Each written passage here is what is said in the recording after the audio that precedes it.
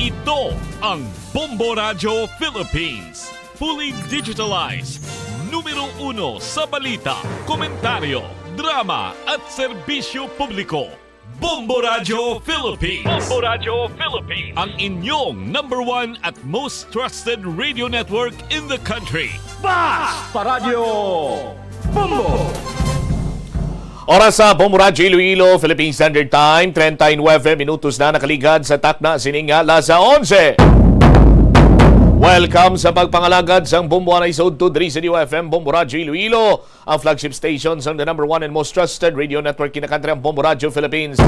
Adlaw kita karon sang Sabado, Marso 1, tuig 2025. Subong adlaw aton man siniyang or pagsugod sa aton sininga pag-celebrar sa Fire Prevention Month. Check naton kung pila na lang kadlaw antes niya ang 2025 midterm elections sa aton sininga na vote countdown. 72 dias na lang kag 2025 national, local and barm elections na. Sa gihapon ini mo lang ganimong kurman Bombo Chama Blanco Hover sa mga nagapauna dalakuan karon nga mga balita. Lalaki nga ginapasuni leader sa nga mga naga-vandalize sa nga portalets hindi na makita. Amo ni siya si Baki. Intersection sa Sunset Boulevard ginbutangan na sa nga slow down sign kasunod sa nga sunod nga aksidente nga natabo sa nasambitan sining lugar. Ang delivery rider nga nabungguan sa isa iya ka auto o kon ining sedan ginapayag nga ginbawian na sang kabuhi. Samtang multidisciplinary team gintuko na gud matap na ang liwat nga pagdata sang ginagamo sa mga kabataan diri sa syudad. Samtang trabaho ni Mr. Nerio Luhan bilang Picao Chief ini mapektuhan sa tion nga madagdagan ini sang whole departure order. Muni man talagkuhan ang mga balita, issues kay impormasyon na main sentro karon sa aton sining pagpangalagad sa gihapon diri sa palatuntunan na Bumbuhanay Saudo. Pasiplatan man naton sa aton sining mga kabumbo ining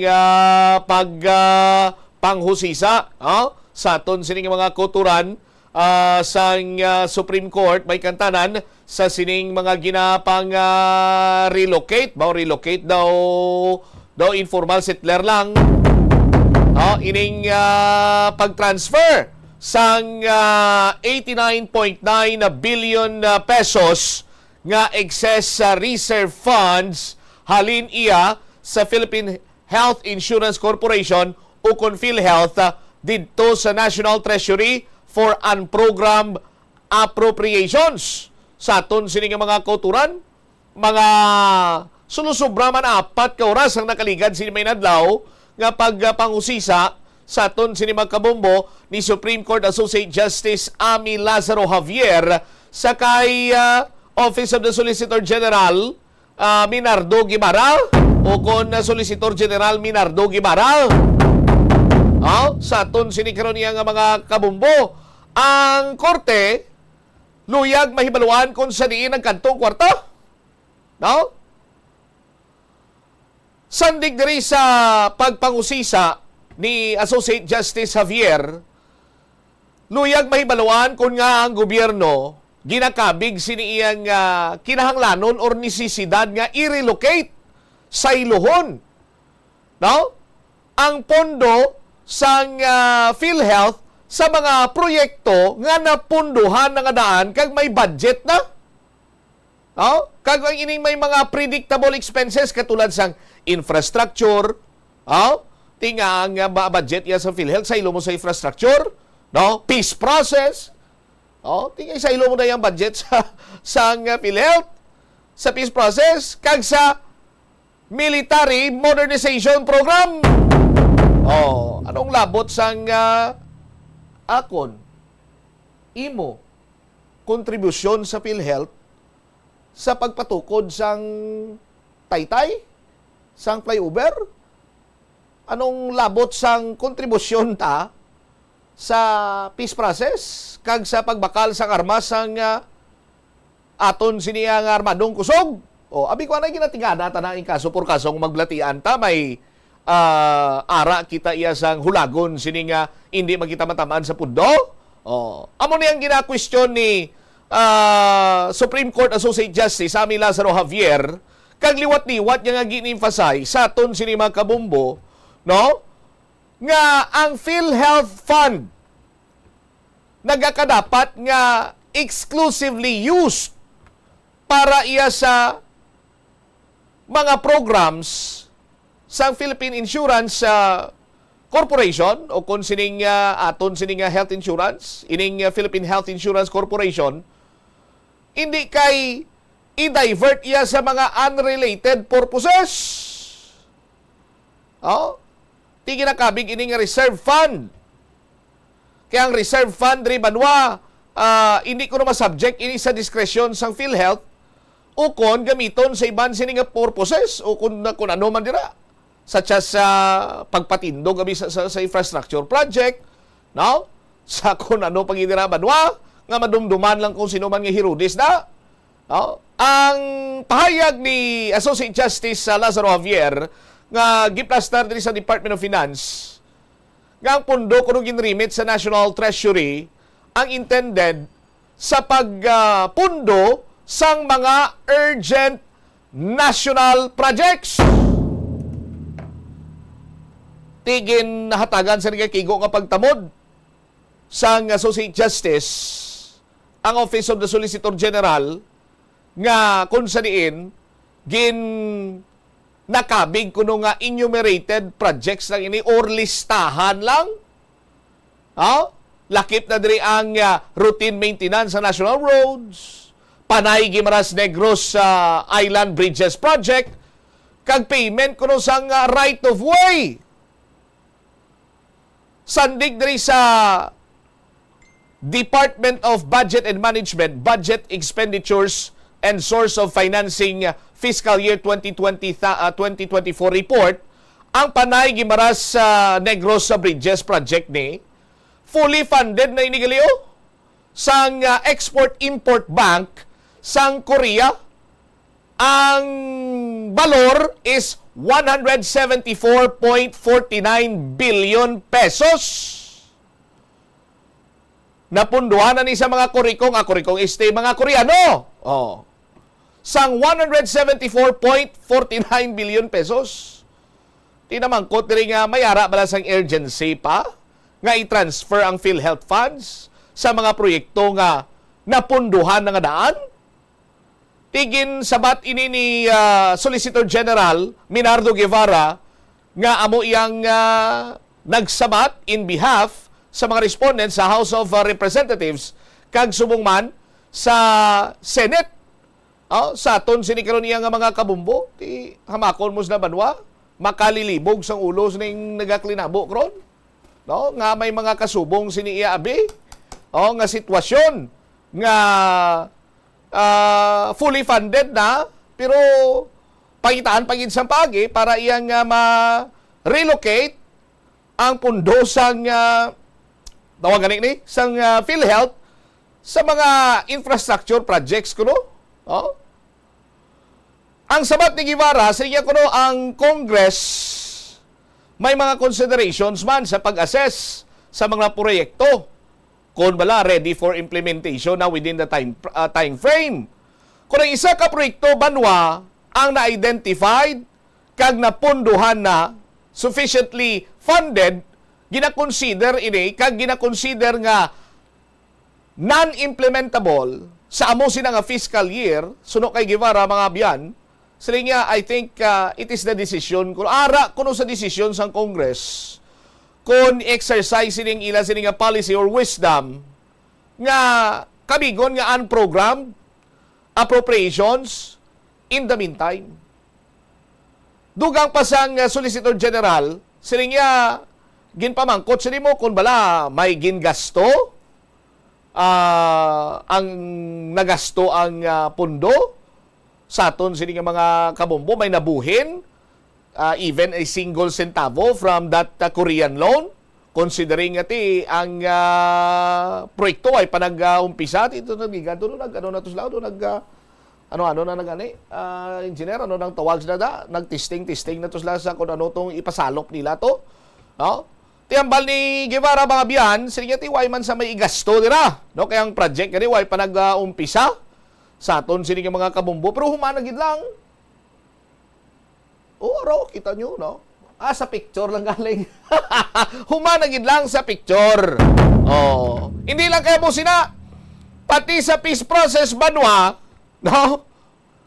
Mayara pa sang punuan kuno sang pundo sa PhilHealth. Associate Justice nagka-question man sa 2024 General Appropriation Act nga kung sa din mayara na sang 459 million pesos nga budget sa idalom sang Office of the Presidential Advisor on Peace, Reconciliation and Unity para kuno sa pag-manage kag pag-supervise sang comprehensive peace process.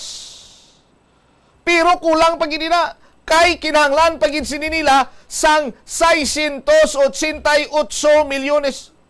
688 milyones. Daw ka flyover ba?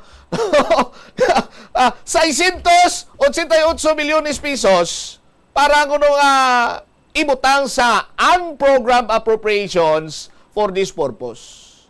No? Ti gilibog ulo ni Justice Lazaro Javier, sige ti, ang peace process, kabahin sa mandato sang PhilHealth. Tiway na din nagsabat ang Solicitor General, kaghambal niya, sige ti, hindi na kuya gusto pa nga mag-spekular dira, no? Kung nga i-allocate nila ang, or nga na may na-allocate iya para sa project under unprogrammed funds. Tidugang pagin sinadring ginargyo ni OSG sang Office of the Solicitor General nga ang paglakip kuno sa mga proyekto sa sining unprogrammed appropriations daw kasubong listahan lamang. Listahan lamang kuno tiyang actual availment sang funds kuno banwa magadepende sa gyapon sa implementing agency. Pero tiway gid rin naguntat si Associate Justice Lazaro Javier kag nagpahayag pagin sina nga tiang ang PhilHealth's Reserve Fund nga na-transfer na to sa National Treasury sa aton sining mga kabumbo, no? Tiang transfer makabig na naton nga balido kag konstitusyonal, sa aton sining mga kabumbo. Tiang sabat ni Solicitor General Guevara, sinya ti ang diskresyon ara iya sa Congress. No, sa aton sining mga kabumbo kag indi iya kuno mahambal right or wrong or proper or improper ang pagtransfer sang pundo sang PhilHealth sa iban pa siniiya nga makabig nga mga urgent projects or ining mga ginatawag nga unprogrammed appropriations sa aton sini karon nga mga kabumbo. Now, ti mag-amo sining sistema kag mag-amo sining plastada banwa daw ikaw nga miyembro sang PhilHealth, gulibog ulo mo no? Di ba? Libog ulo mo kiti kada sweldo sa imo, lantawon mo imo sini nga payslip, may ginabuhin dira bilang contribution sa imo sini iyang insurance pinagi sa PhilHealth. Tapos mabalitaan talang kag mahibaluan talang nga kumo hindi man halandumon ang paggamit sang PhilHealth sa aton sini mga kabumbo, ti-transfer lang yung sa iban sini nga mga the so-called urgent projects. Ikaw abiso mo nga nagapamati dira, pamangkuton ta ka, gusto mo magamit imo sini nga PhilHealth contribution? Laban-laban, maambag ka nga hindi. Kaya sino yung gusto magbalatian na, di ba? Kaya magamit mo malang na kung magbalatian ka. Hospital ka. Sa aton, sino mga kabumbo? Ang mga members gani kag supporters sang grupo nga mga mamumugon or mga workers, mga health workers, sa nagligad to di nagpatigayon sila sang isa iya ka hublag protesta. Kay sa ila sini nga pagkabalo amuning natabo sa pag transfer sang pundo sang PhilHealth sa the so-called urgent projects. Nagapakita lamang sa aton sini nga mga kabombo kag eventually mas nagapabudlay sa access sa public healthcare sa aton sini karon nga mga kabombo. Kung isaylo sa iban sini nga mga unprogram appropriated projects, kung masarangan sinigili nila nga masaylo-saylo kag bilwa-bilwahon lang nila mga proyekto o mga pondo dirati sa dinabi nila ini gamiton sa aton sinikaron niya nga mga kabumbo hindi ayhan palapawon lang nila kag gastuhon sa kung ano man dira nga pamaagi nga paggasto ila.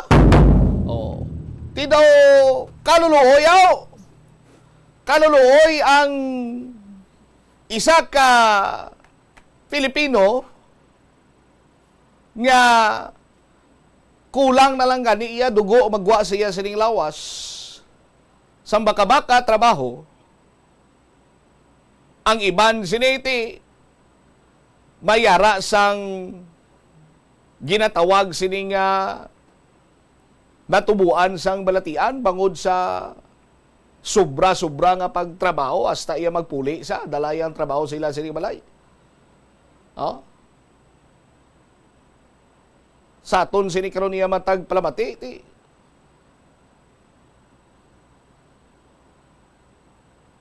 dugo na lang ang kulang nga guwa sa lawas ang isa iya ka partikular nga trabahador.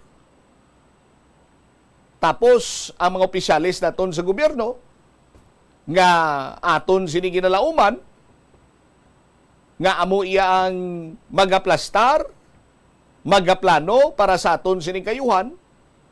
Ang ila galito ya kayuhan nga ginamaneuver nila kag kung paano nga ma-convert nila para sa ila sini iya kaugalingon nga mga interes. Pero kung ako maglantaw do, hindi ni personal interest Daw laban ini sa political interest. Sa aton sini karon iya nga mga kabumbo, buti kaluluoy man gali si Juan de la Cruz. Ang mag-utod nga Juan de la Cruz kag Pedro de la Cruz. Kag ang ila siniutod nga babae nga si Juana de la Cruz. Nga tagsa kahulag kung hindi buhin sa kontribusyon. And then later on, sa aton sini mga kabumbo, inang kontribusyon nga kuntani, mayara man sang kaayuhan nga madulot sa ila, wala na iya. Kay gingamit nadto sang pila dira iya ka mga marunong, mga maro nga sahi sang tao sa gobyerno or mga politiko para lamang iya sa ila kaugalingon nga pagpamintaha kag interes. Ti magamo sini dapat matadlong na ini banwa kag may panindugan sa pag-eksakto, sa pag-correct sa sining mga pamaagi sa pag-divert, sa pag-relocate, kung ang kilala ko pa, pag-through channel, sa mga pundo sang gobyerno, kag gamiton sa kaugalingon sininilaya nga interes nila. Di tumtum subong mo na. Hindi masabat sang Solicitor General kung anong labot sang PhilHealth sa infrastructure, sa peace process, kag military modernization program. Ang iban sining mga balita kag impormasyon, detalye sa mga nagapangunang mga balita lokal, inyo bantayan sa itong sining nga pagpangalagad sa bumuanay sa udto pagkatapos ang Bombo Network News. Tanan kita mayara sang mabulig agud pakibatuan ang climate change. Magamit sang bag nga pwede magamit sang liwat-liwat agud mabuhinan ang plastic bag nga ginahaboy. Bangod dinhi nagatugas ang greenhouse gases. Ikaduha, hindi masumi magamit sang computer. Kung 4 ka oras lamang sa isa ka adlaw ang imo nga paggamit sang computer, makabuhin ka na sang carbon dioxide emission nga 83%. Ikatatlo, kung malapit man lang imo nga kaladuan, mas maayo nga maglakad o Radyo kung magsakay na lang sa Philippines, fully digitalized. Numero 1 sa balita, komentaryo, drama at serbisyo publiko. Bombo Radio Philippines. Bombo Radio Philippines. Ang inyong number 1 at most trusted radio network in the country. Sa Radyo Bombo. This is Bombo Network News, noontime edition, broadcasting live at Bombo Radio Broadcast Center, Makati City, Philippines. Ngayon ay Sabado, unang araw sa buwan ng Marso 2025. Mga kabombo Star Nation, we only have 72 days to go before the national and local elections. Sa ulo ng ating mga balita. Sa ating mga pangunahing balita, ang US Envoy sumama sa West Philippine Sea Aerial Tour. Kasama po dyan ang ilang mga Philippine officials. Commission on Elections, 95% ng handa para sa halalan sa Mayo. Komisyon tiniyak na on time pa ang mga preparasyon. Ang pinuno naman ng Criminal Investigation and Detection Group naniniwalang mas epektibo ang kampanya kontra illegal na droga ng kasalukuyang Marcos administration kumpara nitong nakalipas na administrasyon. Presidential Anti-Organized Crime Commission tinutugis ang 10,000 POGO workers sa bansa. Abangan din sa ating provincial report mamaya, hindi ho nabantay ang kandila na dulot ng pagkasunog ng hanggang sa 50 mga kabahayan dyan sa may Cebu City. At sa ating international news naman, milyon-milyong Muslim sa Indonesia ginunita na ang simula ng banal na buwan ng Ramadan. Abangan din sa ating sports balita, sunod-sunod na panalo ng Detroit Pistons, tinapon na ng Denver Nuggets. At live nationwide via satellite, dumako tayo sa detalye ng ating mga balita. Sinamahan ni United States Ambassador to the Philippines Mary Kay Carlson ng mga Philippine officials sa isang aerial tour dyan sa may West Philippine Sea. Kasama sa convoy sina Executive Secretary Lucas Bersamin, Chief Justice Alexander Hesmundo, Presidential Assistant on Maritime Concerns Andres Centino at Philippine Coast Guard Commandant Admiral Ronnie Hill Gavan. Sumakay ang mga ito sa isang USPA Poseidon Maritime Patrol Aircraft. Isa ho itong multi-mission patrol aircraft na may kakayahan sa anti-submarine warfare at anti-surface warfare, intelligence surveillance at search and rescue operations. Bagaman wala pang gaanong detalye na nilalabas sa naging aerial tour sa West Philippine Sea na nanggaling po sa pamahalaan ng Pilipinas, mismong si Ambassador Carlson ang nag-post sa kaniyang X-account ukol sa matagumpay na paglalakbay. Kasama sa post ng US Ambassador ang mga larawan ng convoy habang nasa himpapawid ang mga ito. Samantala sa isang pahayag ay tinukoy nitong si US Embassy spokesperson Kanishka Gangupadhay ang matagumpay na aerial tour bilang bahagi ng regular engagement ng embahada ng US sa mga senior Philippine officials kasama ang paggigiit sa kahalagahan ng international maritime law. Mas pagtutuunan ng pansin ng Pilipinas at Estados Unidos ng economic cooperation na bukod sa depensa at seguridad ayon kay Department of Foreign Affairs Secretary Enrique Manalo. Anya ang matatag na ekonomiya ay susi rin sa mas matibay na seguridad ng bansa. Tinayak din niyang mananatiling matibay ang relasyon ng dalawang bansa sa kabila ng posibleng pagbabago sa foreign policy ng Administrasyong Trump. Anya patuloy na magiging mas matatag ang kooperasyon sa iba't ibang larangan lalo na sa pangangalakal, pamumuhunan at infrastruktura. Samantala iginiit ni Manalo na walang dahilan para mag-alala ang China sa Typhoon missile system na ipinosisyon sa Pilipinas dahil ito ay para lamang sa depensa ng bansa. Ayon sa kanya, may karapatan ang Pilipinas na magpatupad ng hakbang para sa sariling seguridad lalo na sa harap ng mga banta sa teritoryo nito. Sinabi rin niyang hindi dapat palakihin ng China ang usapin lalo na't mas marami itong missile system kumpara sa Pilipinas. Dagdag pa niya, walang intensyon ng Pilipinas na gamitin ang missiles para sa pagsalakay kundi bilang proteksyon lamang kung sakaling magkaroon ng banta sa soberanya ng Pilipinas. Giit ni Manalo, ang bawat bansa ay may karapatang ipagtanggol ang sarili nito hanggat ito ay ayon sa batas at hindi para sa agresibong layunin. Sa kaugnay na balita, nanindigan naman si Department of Foreign Affairs Secretary Enrique Manalo na hindi magbabago ang posisyon ng Pilipinas sa West Philippine Sea gaano man kabigat ang panggigipit na ginagawa ng bansang China. Gate po ng Foreign Affairs Secretary, walang ibang bansang kumukwestiyon sa posisyon ng Pilipinas sa West Philippine Sea, maliban lamang sa China.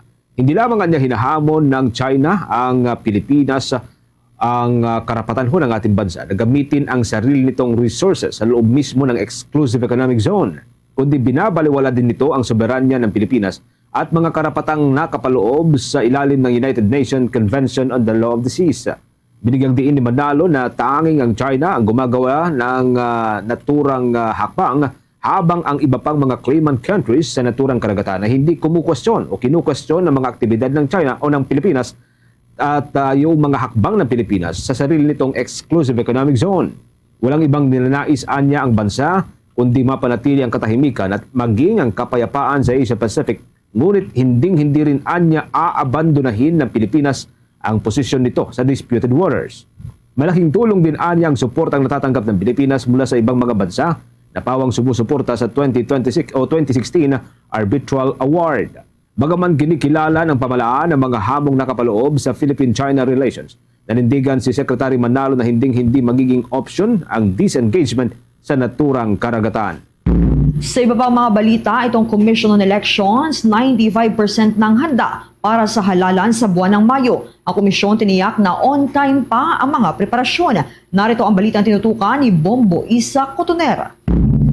Sinigurado ni Commission on Elections Chairman George Erwin Garcia na 95% ng handa ang komisyon pagdating sa mga preparasyon para sa halalan sa Mayo 12. Anya, tuloy-tuloy pa rin naman ang mga paghahanda at on-time pa rin ito sa kabila ng serye ng mga pagpapaliban na nangyari sa mga nakaraang linggo. Dagdag pa niya na naging maluwag na ang kanilang pagkilos dahil na rin sa naaprobahang batas na nagpapaliban sa Bangsamoro Autonomous Region and Muslim Mindanao Parliamentary Elections. Paglilinaw niya na bagaman ang parliamentary elections sa Bangsamoro ay sa Oktubre 13 na gaganapin, magkakaroon pa rin ng national at local elections sa naturang lugar. Ibig sabihin may mga balota pa rin na iimprenta para sa kanila at sila ay boboto pa rin. Kaugnay nito, sinabi niya rin na on time pa ang lahat ng preparasyon ng poll body katulad ng pag-imprenta at pagberipika ng mga balota, pag-certify ng system na gagamitin, pag-deliver ng mga election paraphernalias at iba pang mga paghahanda. Tuloy-tuloy din ang pagmomonitor ng bawat komite at task force na ginawa upang magkaroon ng patas, totoo at tapat na halalan sa Mayo. More or less naman, handa naman talaga kami na, lalo pat ngayon na medyo lumuwag na yung aming pagkilos because of the Bangsamoro parliamentary elections. Although may election pa rin po sa Bangsamoro, national and local elections pa rin tayo sa Bangsamoro. So asahan po ng mga kababayan natin na may balota pa rin kayo dyan sa Bangsamoro, may mga machines pa rin, meron pa rin tayo maihahalan na senador hanggang sa lokal. So again, nasa taas naman po ang aming mataas na porsyento na yung mga preparasyon po natin. Kasi nga po, on time pa yung lahat ng mga ginagawa po natin. Mula sa COMELEC Office Intramuros, Manila, Bombo Isa Cotoner para sa The Vote 2025 coverage ng Bombo Radio Philippines, the number 1 and most trusted radio network in the country. Basta Radio, Bombo! Kaugnay pa rin sa nalalapit na 2025 elections, nilinaw ngayon nitong si Commission on Elections Committee on Contrabigay Chairperson at Commissioner Ernesto Maceda Jr. na hindi lamang mga registered voter ang kwalipikadong magsampa ng reklamo laban ho sa mga kandidato o politikong lumalabag sa Fair Election Act. Sinabi sa Bombo Radio Philippines itong si Commissioner Maceda na kahit ordinaryo mga individual na nakasaksi ng bilihan ng boto o kaya naman ay pagtanggap ng bayad mula sa kandidato ay pwedeng magsumbong. Kagaya umano ito ng paghahain ng kaso na hindi lamang ang mga nasa legal age ang maaari magsumite ng complaint kundi kahit sinong nakakalam sa pangyayari. Ang mahalagaan niya ay may hawak na ebidensya, maging ito man ay video, picture o larawan, salaysay, dokumento at iba pa. Narito pong bahagi ng pahayag ni COMELEC Commissioner Ernesto Maceda Jr.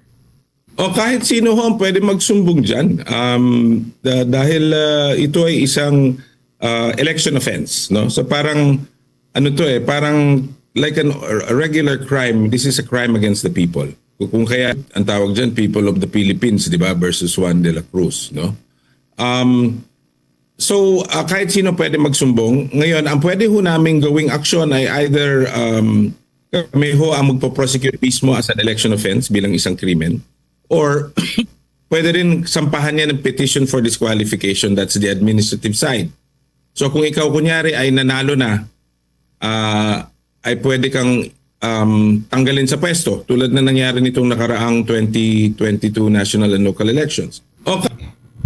Sa ngayon ay marami na naman silang hawak na reklamo pero idadaan pa naman ito sa verifikasyon. Ilan po sa mga nakasuhan o inakusahan ng vote buying ay mga prominenteng tao at may mga affidavit na rin ang complainant sa mga ito. Sa ngayon, ang mga apat ang natanggap na namin dalawa doon supposedly nagkakabigay ng pera. Pero kasama rin doon yung other focus ng ating Committee on Contrabigay, which is abuse of state resources, no? Na ibig sabihin na yung mga resources ng gobyerno na either under the control ng mga nakapwesto or under the control of yung mga agencies pero pumipicture yung mga nakapwesto, a-actionan din ho natin, no? Yung isang sumbong kunyari nakikipicture sa pagpamimigay ng tupad yung isang nakapwestong incumbent. Doon naman sa isang reklamo, ginagamit ang government facilities. Bahagi po yan ng mga paliwanag nitong si Commission on Elections Commissioner Ernesto Maceda Jr. sa panayam ng Bombo Radio Philippines. Muling nakapagtala ng 3 pagbuga ng abo ang Bulkang Kanlaon. Itinuturing pa nito ng Philippine Institute of Volcanology and Seismology bilang mataas na aktibidad. Sa nasabing mga pagbuga ng abo, tumagal ito ng hanggang 136 na minuto at maliban dito ay nakadetect din ang 24 volcanic earthquakes, kabilang ang 3 volcanic tremors. Nasukat naman ang sulfur dioxide flux na nasa 2,756 na tonelada kada araw. Ang steaming plume ay may taas na 150 metro na katamtaman base yan sa obserbasyon ng nasabing ahensya. Wala namang patid na pagsingaw at may panakanakang pagbuga ng abo na napadpad sa Timog-Kanluran at Kanluran-Timog-Kanluran direksyon. Naobserbahan din ang ground deformation na indikasyon ng posible pang mga aktibidad hanggang sa mga susunod na linggo o buwan. Ang Mount Kanlaon ay nasa Alert Level 3 kung saan bawal ang paglapit sa 6-kilometer permanent danger zone. Oras na natin 13 minutes na makalipas ang alas 12 ng katanghalian. Nahaharap po sa banta na malawakang pagbaha ang lahat ng rehiyon. Ito kong 6 na rehiyon sa bahagi po ng Mindanao. Batay sa inilabas na flood warning ng State Weather Bureau ngayon pong unang araw ngayong buwan ng Marso. Sa Region 9, ito ho ang Zamboanga Peninsula, ay nakataas po ito sa may probinsya po ng Zamboanga Sibugay, Zamboanga del Sur at Zamboanga del Norte. Sa Region 10 naman, o dyan po sa may Northern Mindanao, nakataas po ito sa mga probinsya po ng Camiguin, Misamis Oriental, Lanao del Norte, Misamis Occidental at maging sa probinsya po ng Bukidnon. Makikita ho ninyo sa inyong mga screen para po sa mga listeners, mga viewers ho natin. Sa Region 11, o dyan po sa may Davao Region, ito ay kinabibilangan naman ng Davao del Norte, Davao del Sur, Davao Oriental, Davao de Oro at Davao Occidental. Sa Region 12, dyan po sa may Soc-Sargen Region, nabibilang po dito ang South Cotabato, probinsya ng Sarangani, Sultan Kudarat at ang probinsya ng North Cotabato. Dyan sa may Caraga Region o Region 13, nakataas po ito sa mga probinsya ng Surigao del Norte, ang Dinagat Islands, ang Surigao del Sur, probinsya ng Agusan del Norte at maging ang katabi nito, ang Agusan del Sur. At panghuli dyan po sa may Bangsamoro Autonomous Region in Muslim Mindanao. Nakataas po ito sa mga probinsya ng Lanao del Sur, Maguindanao, Basilan, maging sa mga probinsya po ng Tawi-Tawi at itong probinsya po ng Sulu. Ang mga naturang rehiyon, mga Kabombo Caster Nation, ay nasaan pong makakaranas ng malawakang mga pagulan sa loob po ng ilang mga oras dahil yan sa epekto ng shear line. Dahil po rito, posibleng lulubo muli ang level ng tubig sa mga kailugan na maaari pong umabot pa hanggang sa mga mabababang komunidad o mga low-lying areas. Sa iba pa mga balita sa oras na ito, nakumpleto ng kabuang 122,473 na dayuhan sa bansa ang kanilang mandatory annual reporting sa Bureau of Immigration bago ang deadline na nakatakda ngayong araw, Marso 1. Pero ayon sa ahensya, marami pang mga dayuhan na hindi pa nakapag-comply. Dahil dito hinikayat ng Bureau of Immigration ang mga dayuhan na sumailalim na sa mandatory reporting dahil ang kabigo ang sumailalim dito ay katumbas ng multa, parusa o deportation. Sa ilalim ng batas ng bansa, lahat ng mga rehistradong dayuhan ay kailangang sumailalim sa annual reporting para ma-update ang kanilang record sa Bureau of Immigration. Kasama rito ang mga nagtatrabaho, nakatira at nag-aaral sa ibang bansa. Ginagawa ito sa loob ng sa unang 60 araw kada taon. Maaring pisikal na magtutungo ang mga dayuhan sa opisina ng Bureau of Immigration o kung hindi man ay maaari rin nilang gamitin ang online platform ng ahensya para maiwasan ang mahabang pila at processing time. Sa iba pang mga malalaking balita, bumuo ang Philippine Army ng isang konseho o council na tututok sa External Defense at Modernization Program ng Armed Forces of the Philippines. Ayon kay Army spokesperson Colonel Louis de Maala, tututukan ho ng bagong tatag na tinawag nitong Strategic Advisory Council ang shifting o ito ho yung tuluyang pagpasok ng Philippine Army tungo ho sa external security operations at ang pagpapatuloy ng modernization effort nito. Papalitan po ng naturang konseho ang naunang itinatag na Multi-Sectoral Advisory Board. Ito ho ay una pong itinatag noong 2011 na gumampan na malaking papel dun sa malaking transformation ng Philippine Army. Una pong nagsagawa ng pagpupulong ang naturang konseho nitong Pebrero 27. Yan ay sa pangunguna nitong si Philippine Army Chief Lieutenant General Roy Galido. Sa pamagitan po ng naturang konseho, mga kabombo, inaasahan pong makakapag-focus sa mga miyembro sa kanilang mga advisory role habang tinatahak ng Philippine Army ang bago nitong papel sa external defense kasabay ng tuloy-tuloy ng pagpapalakas sa kakayahan. Ito ho yung tinatawag na modernization program. Ito naman si General Torre, naniniwalang mas epektibo ang kampanya kontra iligal na droga ngayong Marcos administration kumpara naman noong nakaraang administrasyon. Kaugnay niya, narito ang detalye sa pag-uulat ni Bombo Kelly Cordero. Naniniwala si Criminal Investigation and Detection Group Director Police Major General Nicolas Torre III na mas epektibo ang kampanya kontra iligal na droga ngayong administrasyon kumpara noong termino ni dating Pangulong Rodrigo Roa Duterte. Sa Saturday News Forum sa Quezon City, ayon kay Torre, sa isinagawa niyang pag-aaral sa turnover ng seized drugs simula noong 2016 hanggang 2022, sandamakmak ang drug raid operations at patayan pero kukonti lang daw ang mga drogang na i-turnover base sa crime lab data. Kung ikukumpara raw ito ngayong Marcos administration, mas bumaba naman ang operasyon pero halos doble raw ang bilang ng na-turnover na kumpiskadong illegal na droga sa crime lab. Tingnan niyo yung data natin, di ba? The system that was implemented in the past administration at saka ang system in this current administration. Makikita nyo, yung 16 to 22, ang daming operation. Pero yung drugs confiscated, napakakonti. Crime lab data yan. Hindi po pwedeng baguhin yan. Yung previous anti-drug war, operations at patayan lang ang focus. Wala dun sa confiscation. Di ba? Ito, talagang yan. Paninindigan ko yan ng aking retirement pay. Kung hindi totoo yan, tataya akong retirement pay ko dyan kung busisiin na ang data dyan. Ani Torre, mas epektibo raw ang drug campaign ngayon dahil ang target at mas tinututukan nila ay mga big-time drug lords at hindi ang mga low-level dealers. Para sa Bombo Network News, Bombo Kelly Cordero nag-ulat para sa #1 and most trusted radio network in the country, Bombo Radio Philippines. Basta Radio, Bombo!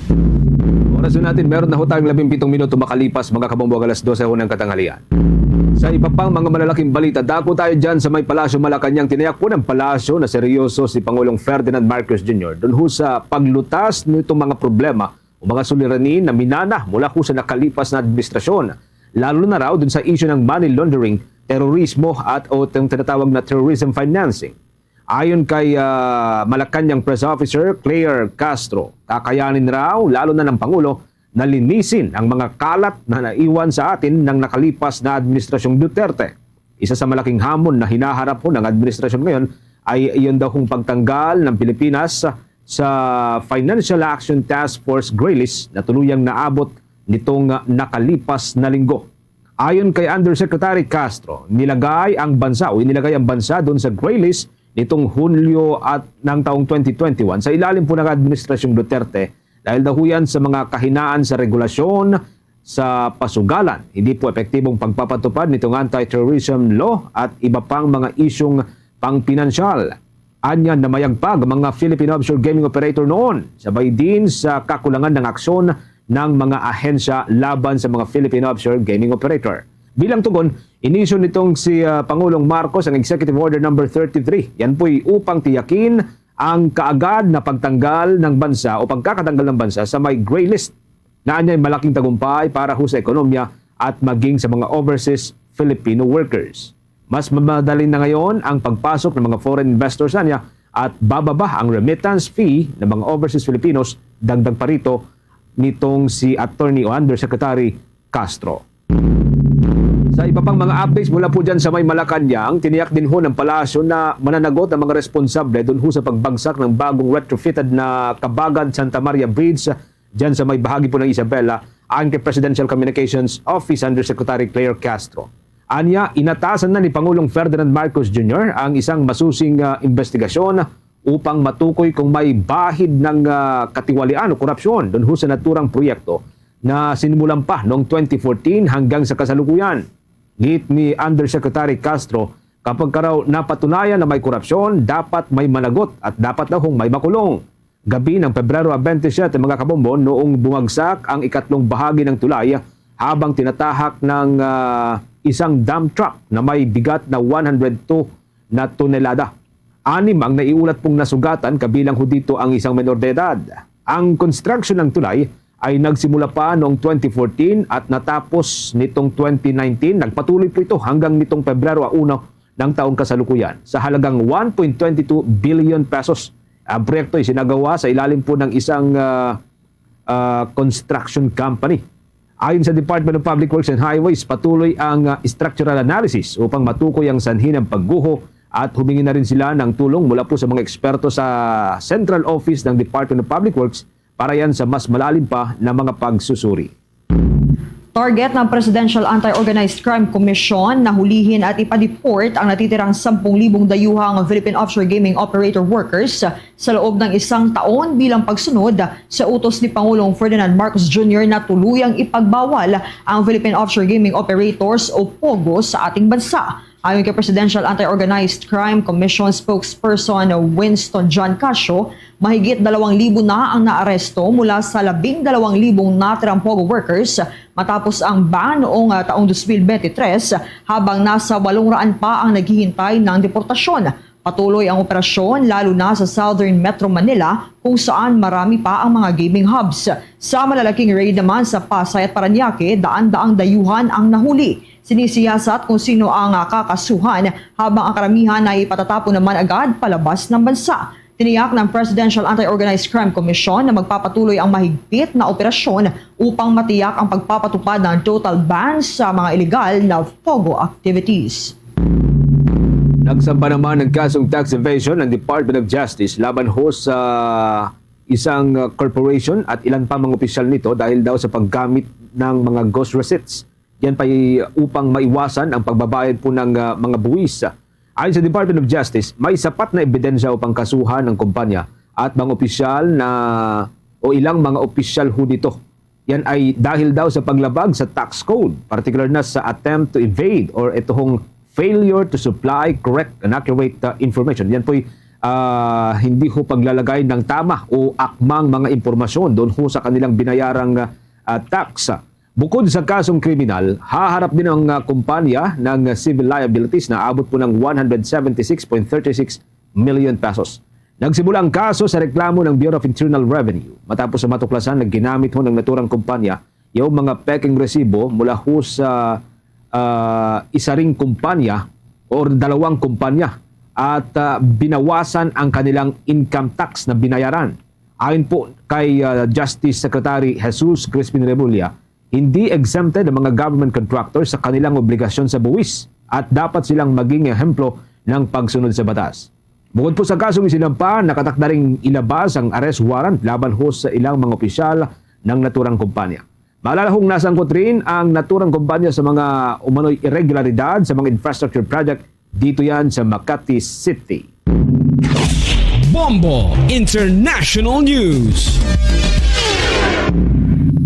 ang banal na buwan ng Ramadan sa Indonesia kung saan milyon-milyong Muslim ang namili ng matamis na pagkain, bagong kasuotan at lumahok sa tradisyonal na pagdiriwang. Sa pinakamalaking bansang Muslim sa mundo, ipinagdiriwang ang Ramadan sa iba't ibang paraan, mula sa makukulay na parada sa gabi, paglilinis ng puntod ng mga yumaong mahal sa buhay, hanggang sa paghahanda ng pagkain para sa pre-dawn breakfast at iftar, ang pagsasalo-salo matapos ang paglubog ng araw. Kinumpirma ni Religious Affairs Minister Nasaruddin Umar noong Biyernes na magsisimula ang Ramadan sa itong araw Sabado matapos makita ang crescent moon sa kanlurang lalawigan ng Aceh. Matapos ang anunsyo, dumagsa ang mga mananampalataya sa mga moske upang magdasal ng Tarawih sa unang gabi ng Ramadan. Sa Istiklal Grand Mosque sa Jakarta, ang pinakamalaking moske sa Timog Silangang Asya, libu-libong Muslim naman ang nagtitipon-tipon. Sa buong buwan, inaasahan ng mga Muslim na mag-ayuno mula pagsikat hanggang paglubog ng araw upang mapalapit sa Diyos at maalala ang paghihirap ng mga mahihirap.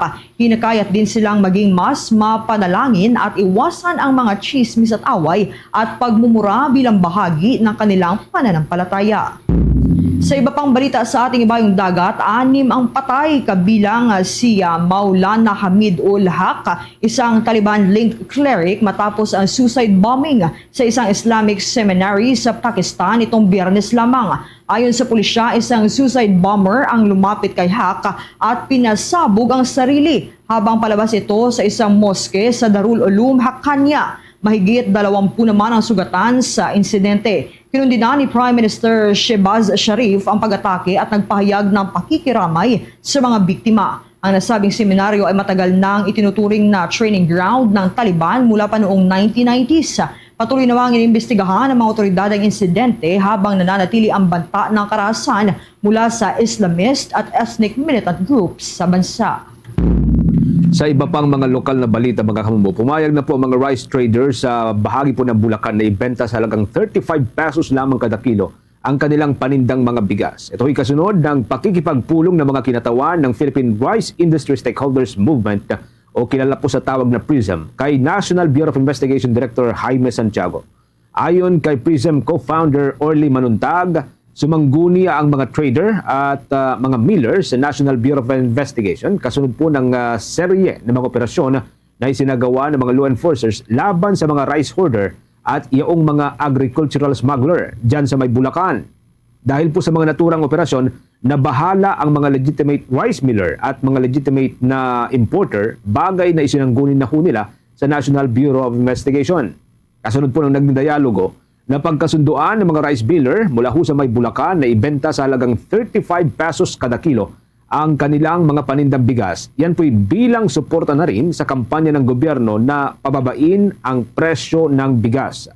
Sa panig naman nitong si National Bureau of Investigation Director Santiago, nangako siyang lahat ng mga isasagang operasyon laban po sa mga rice cartel, mga rice at agricultural smuggler ay dadaan sa mahigpit na pagbusisi, pagrepaso at approval ng mga top officials ng NBI. Pagtitiyak po ng opisyal, lahat po ng operasyon nito ay susunod dun sa tinatawag na due process at hindi pupersahin o ihaharas ang mga negosyanteng legal na nag-ooperate.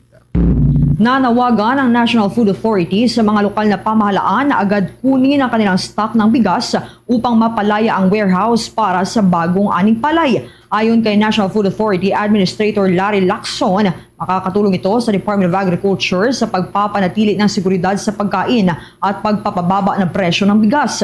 Inatasan din ng Department of Agriculture ang National Food Authority na ipamahagi ang stock nito sa mga local government units kasunod ng food security emergency. Nagsimula na maglabas ng NFA rice ang San Juan City habang inaasahang susunod naman ang Navotas, Cotabato at Camarines Sur. Upang mapabilis ang transaksyon, inatasan ng Department of Agriculture ang mas madaling sistema ng pagbabayad para sa mga lokal na pamahalaan.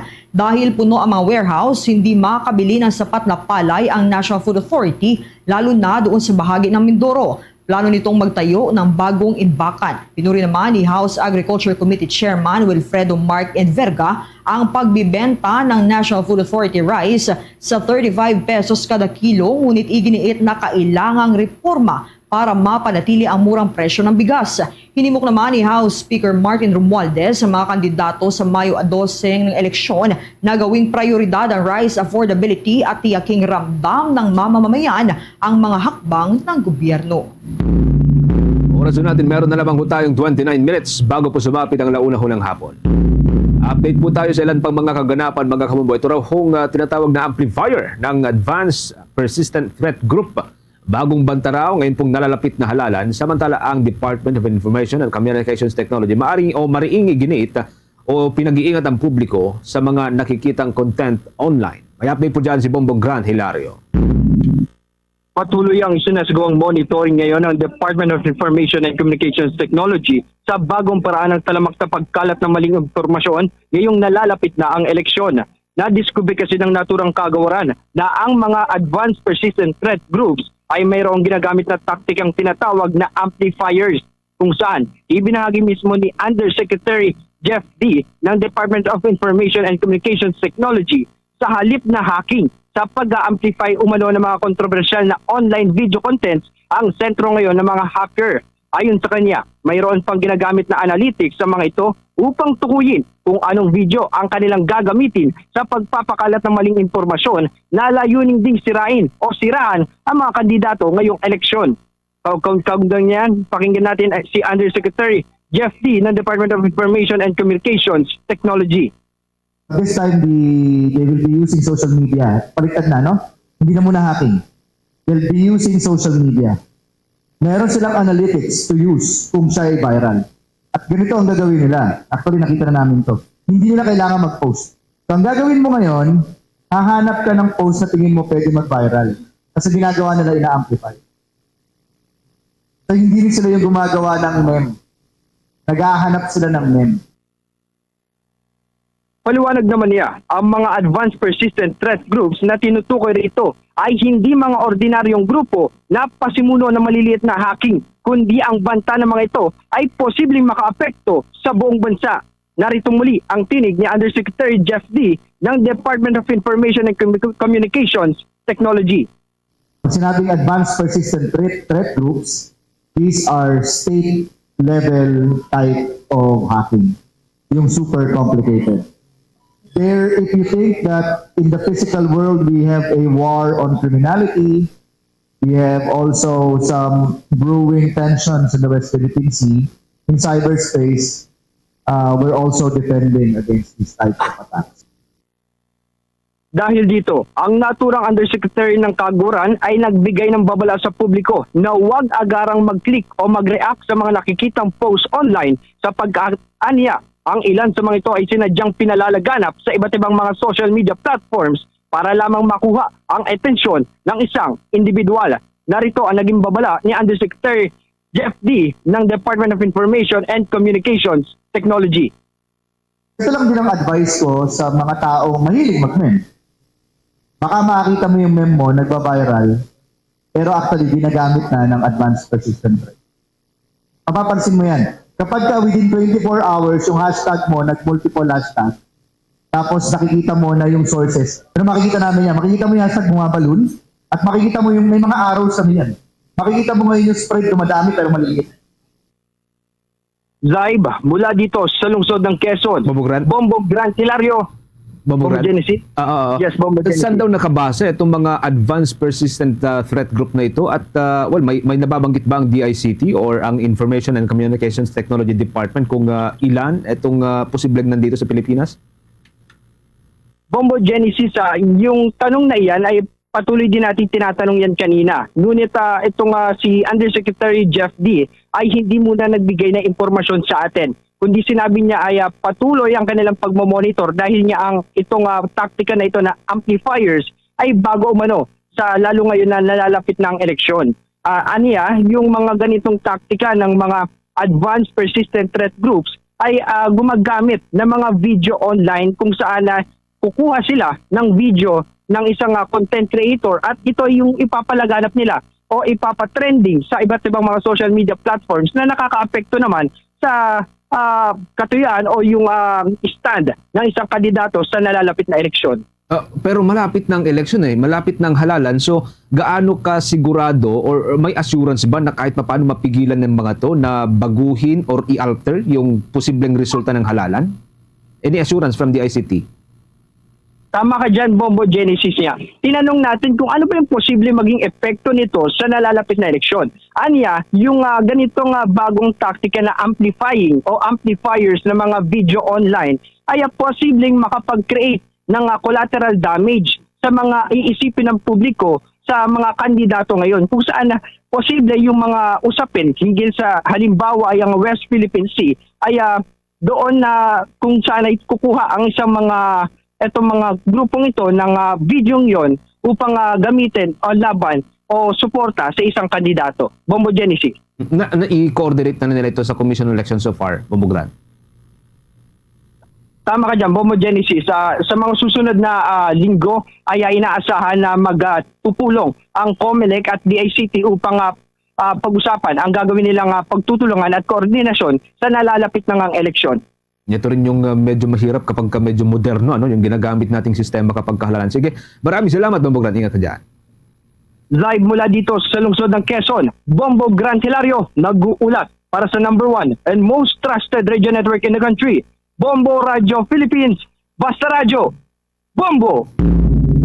Meron na lamang ho tayong 25 o 24 minutes na lamang magkakabumot sa sapit na po ang launa ho ng hapon. Sa iba pang mga balita, humabot na sa kabuang 793 person deprived of liberty ang napalaya ho ng Bureau of Corrections sa kabuuan ng Pebrero ng taong 2025. Ayon sa Department of Justice, sa pamagitan ng Secretary Jesus Crispin Remulla, ang pagtulong sa mga kwalipikadong mga preso o mga persons deprived of liberty na makalabas mula sa kulungan salig ho sa itinatakda ng batas o sa probisyon ng ating batas ay bahagi ho ng commitment ng ahensya na makapagbigay ng hustisya sa bawat isa. Tungkulin din anya ng gobyerno na tiyakin na ang hustisya ay compassionate and humane at nakakaintindi sa kalagayan po ng bawat isa. Kasabay ho nito ay hinihikayat ng kalihim ang mga persons deprived of liberty na tuluyan ng nakakalabas sa kulungan na gamitin ang anumang natutunan o yung rehabilitasyon na nangyari sa kanila sa loob ng kanilang o pananatili sa kulungan upang maging produktibong miyembro ng komunidad. Anya, dapat patunayan ng mga ito na maari pang magbago ang isang tao anuman ang kanyang pagkakasala. Samantala, sa kabuuan po ng Administrasyong Marcos, umulan noong July 2022 at umabot na po sa 19,749 na mga persons deprived of liberty ang napalabas o nakalaya mula po sa kulungan.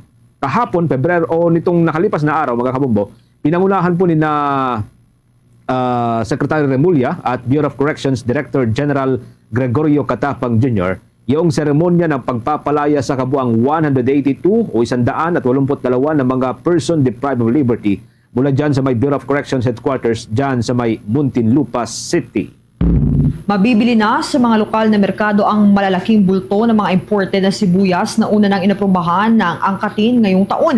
Una nang inaprubahan ng Department of Agriculture ang importation na hanggang 4,000 metric tons ng sibuyas na binubuo ng 3,000 metrikong tonelada ng pulang sibuyas at 1,000 metric tons ng puting sibuyas. Inaprubahan ito sa layuning mapababa ang presyo ng sibuyas at abutin ang mula 80 pesos hanggang 100 pesos kada kilo o mas mababa pa. Huling dumating sa bansa ang mahigit 600 metric tons ng sibuyas at agad dinala sa mga merkado. Inaasahang darating ang iba pang bulto mula sa mahigit 4,000 metric tons ng sibuyas sa mga susunod na araw at magdudulot ng mas mababang presyo kasabay ng pagpasok ng malaking bulto ng lokal na sibuyas habang nasa kalagitnaan ng anihan. Una na ang kwestiyon ng ilang mga grupo ng mga magsasaka ang desisyon ng Department of Agriculture na pag-angkat pa ng mga sibuyas gayong panahon na ng anihan sa mga malalaking onion farms sa bansa. Gayon pa man nanindigan ng Department of Agriculture na isa itong paraan upang mapababa ang presyo ng sibuyas sa mga merkado kung saan sa ilang palengke ay ibinibenta na ang sibuyas sa halagang 200 pesos kada kilo o mas higit pa. Sa Pilipinas, nagsisimula ang anihan ng sibuyas sa bansa mula Pebrero hanggang buwan ng Marso. Sa iba pa mga development, ikinatawan itong si Budget Secretary Amena Pangandaman ang pagbaba ng budget deficit ng Pilipinas sa 5.7% ng gross domestic product. Ito ho'y katumbas ng 1.5 o 1,506 billion pesos. Mas mababa kaysa sa inaasahan. Ayon po sa Bureau of Treasury, ito ang pinakamababang deficit simula pa noong pandemya. Mula sa 6.2% noong 2023, bumuti po ang tinatawag na fiscal performance dahil yan sa mas mataas na kita at mas maayos daw na paggasta ng gobyerno. Pinuri naman ni Secretary Pangandaman ang mga effort nitong si Pangulong Ferdinand Marcos Jr. at ang economic team sa pagpapatatag ng macroeconomic target. Ayon sa Department o Development Budget Coordination Committee o mas kilala sa tawag na DBCC, target ho na maibaba ang deficit sa 3.7% pagsapit na po yan ng 2028 o kapag kabababa na ho sa pwesto si Pangulong Ferdinand Marcos Jr. Samantala, lumago ng 11.04% ang paggasta ng gobyerno sa 2024 dahil sa mas mabilis na pagpapatupad ng health at social reform program. Pagtaas ho ng sweldo ng mga empleyado, mga manggagawa at maging yung malalaking proyekto sa infrastruktura. Tumaas din ang kita ho ng gobyerno sa 4.419 trillion pesos mula sa mataas na 15.56% kumpara noong nakalipas na taon at lumampas sa revenue target na 3.49%.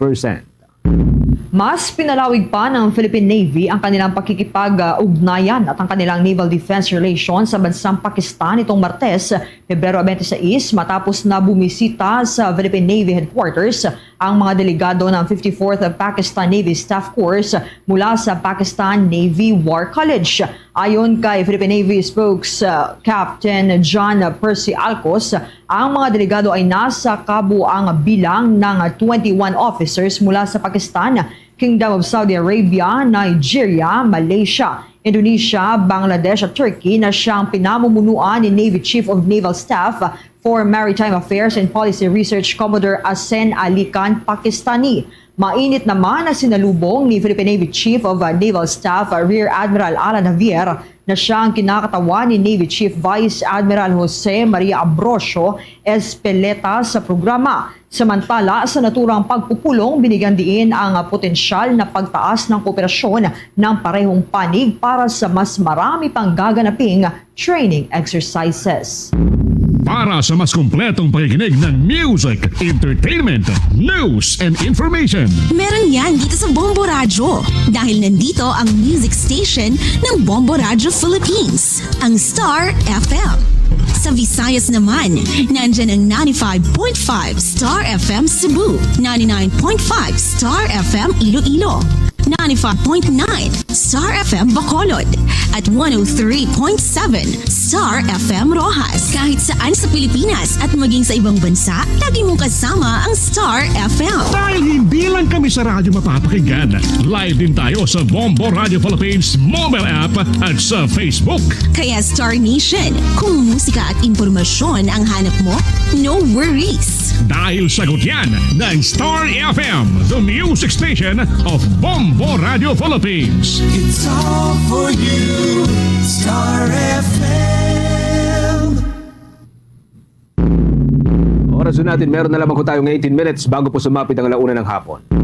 Update na po tayo sa mga balitang tinutukan ng ating mga provincial station. Ito hong isang election watchdog, kinundena yung resolusyon ng Commission on Elections tungkol yan sa pagpaparehistro nitong mga survey firm. May update po dyan ng Bombo Radio Legazpi.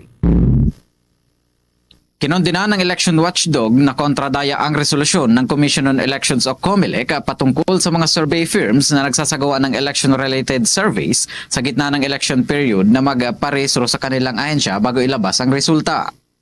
Base sa resolusyon na ipinalabas ang ahensya noong nakaraang linggo, ipinayag ng COMELEC na tanging mga pre-registered entities lamang ang otorisado na magsagawa ng mga election-related surveys sa 2025 national and local elections, maging sa Bangsamoro Autonomous Region in Muslim Mindanao o BARM elections. Ayon kay Kontradaya Convenor Danilo Araw sa panayam ng Bombo Radio Legazpi na kung nakapag-rehistro ang isang survey firm na hindi naman ibig sabihin na makakatotohanan na ang lalabas na resulta. Hindi naman umano kailangan ang nasabing pagpaparehistro at imbes sa regulasyon ay kailangan dito ang mas masusing fact-checking para ma-call out ang mga peking surveys. Dagdag pa nito na kung talagang pinagplanuhan ang nasabing hakbang ay dapat ginawa ito noon pa. Gayon din ang paghingi ng konsultasyon sa mga survey firm at press freedom advocates. Aniya ang registration ay may kinalaman din sa freedom of expression, partikular na sa survey freedom o malayang makagsagawa ng survey. Sabi pa ni Araw na baka pati ang media, mga universidad at school publications na nagsasagawa ng pre-election survey ang maisasama pa sa rehistrasyon na kung saan posible naman nitong malabag ang malayang pamamahayag. Hindi porket nagparehistro ka, makatotohanan na yung ilalabas mong resulta. Hindi po kailangan, sa madaling salita, ang rehistrasyong ito, ang kailangan lang po paigtingin yung fact-checking para po nako-call out natin yung mga peking survey o yung mga hindi makatotohanan. Para sa Davao 2025 update, ito po si Bombo Eugene Rocha nag-uulat for the number 1 and most trusted radio network in the country, Bombo Radio Philippines. Basta Radio, Bombo! Ito namang si Attorney Respicio handang harapin ang kasong isinampa laban sa kanya ng Commission on Elections. Pagpapakalat umano nito ng fake news hinggil sa electoral system, pinabulaanan. At kaugnay niya, narito ang balitang tinutukan ng Bombo Radyo Kawayan.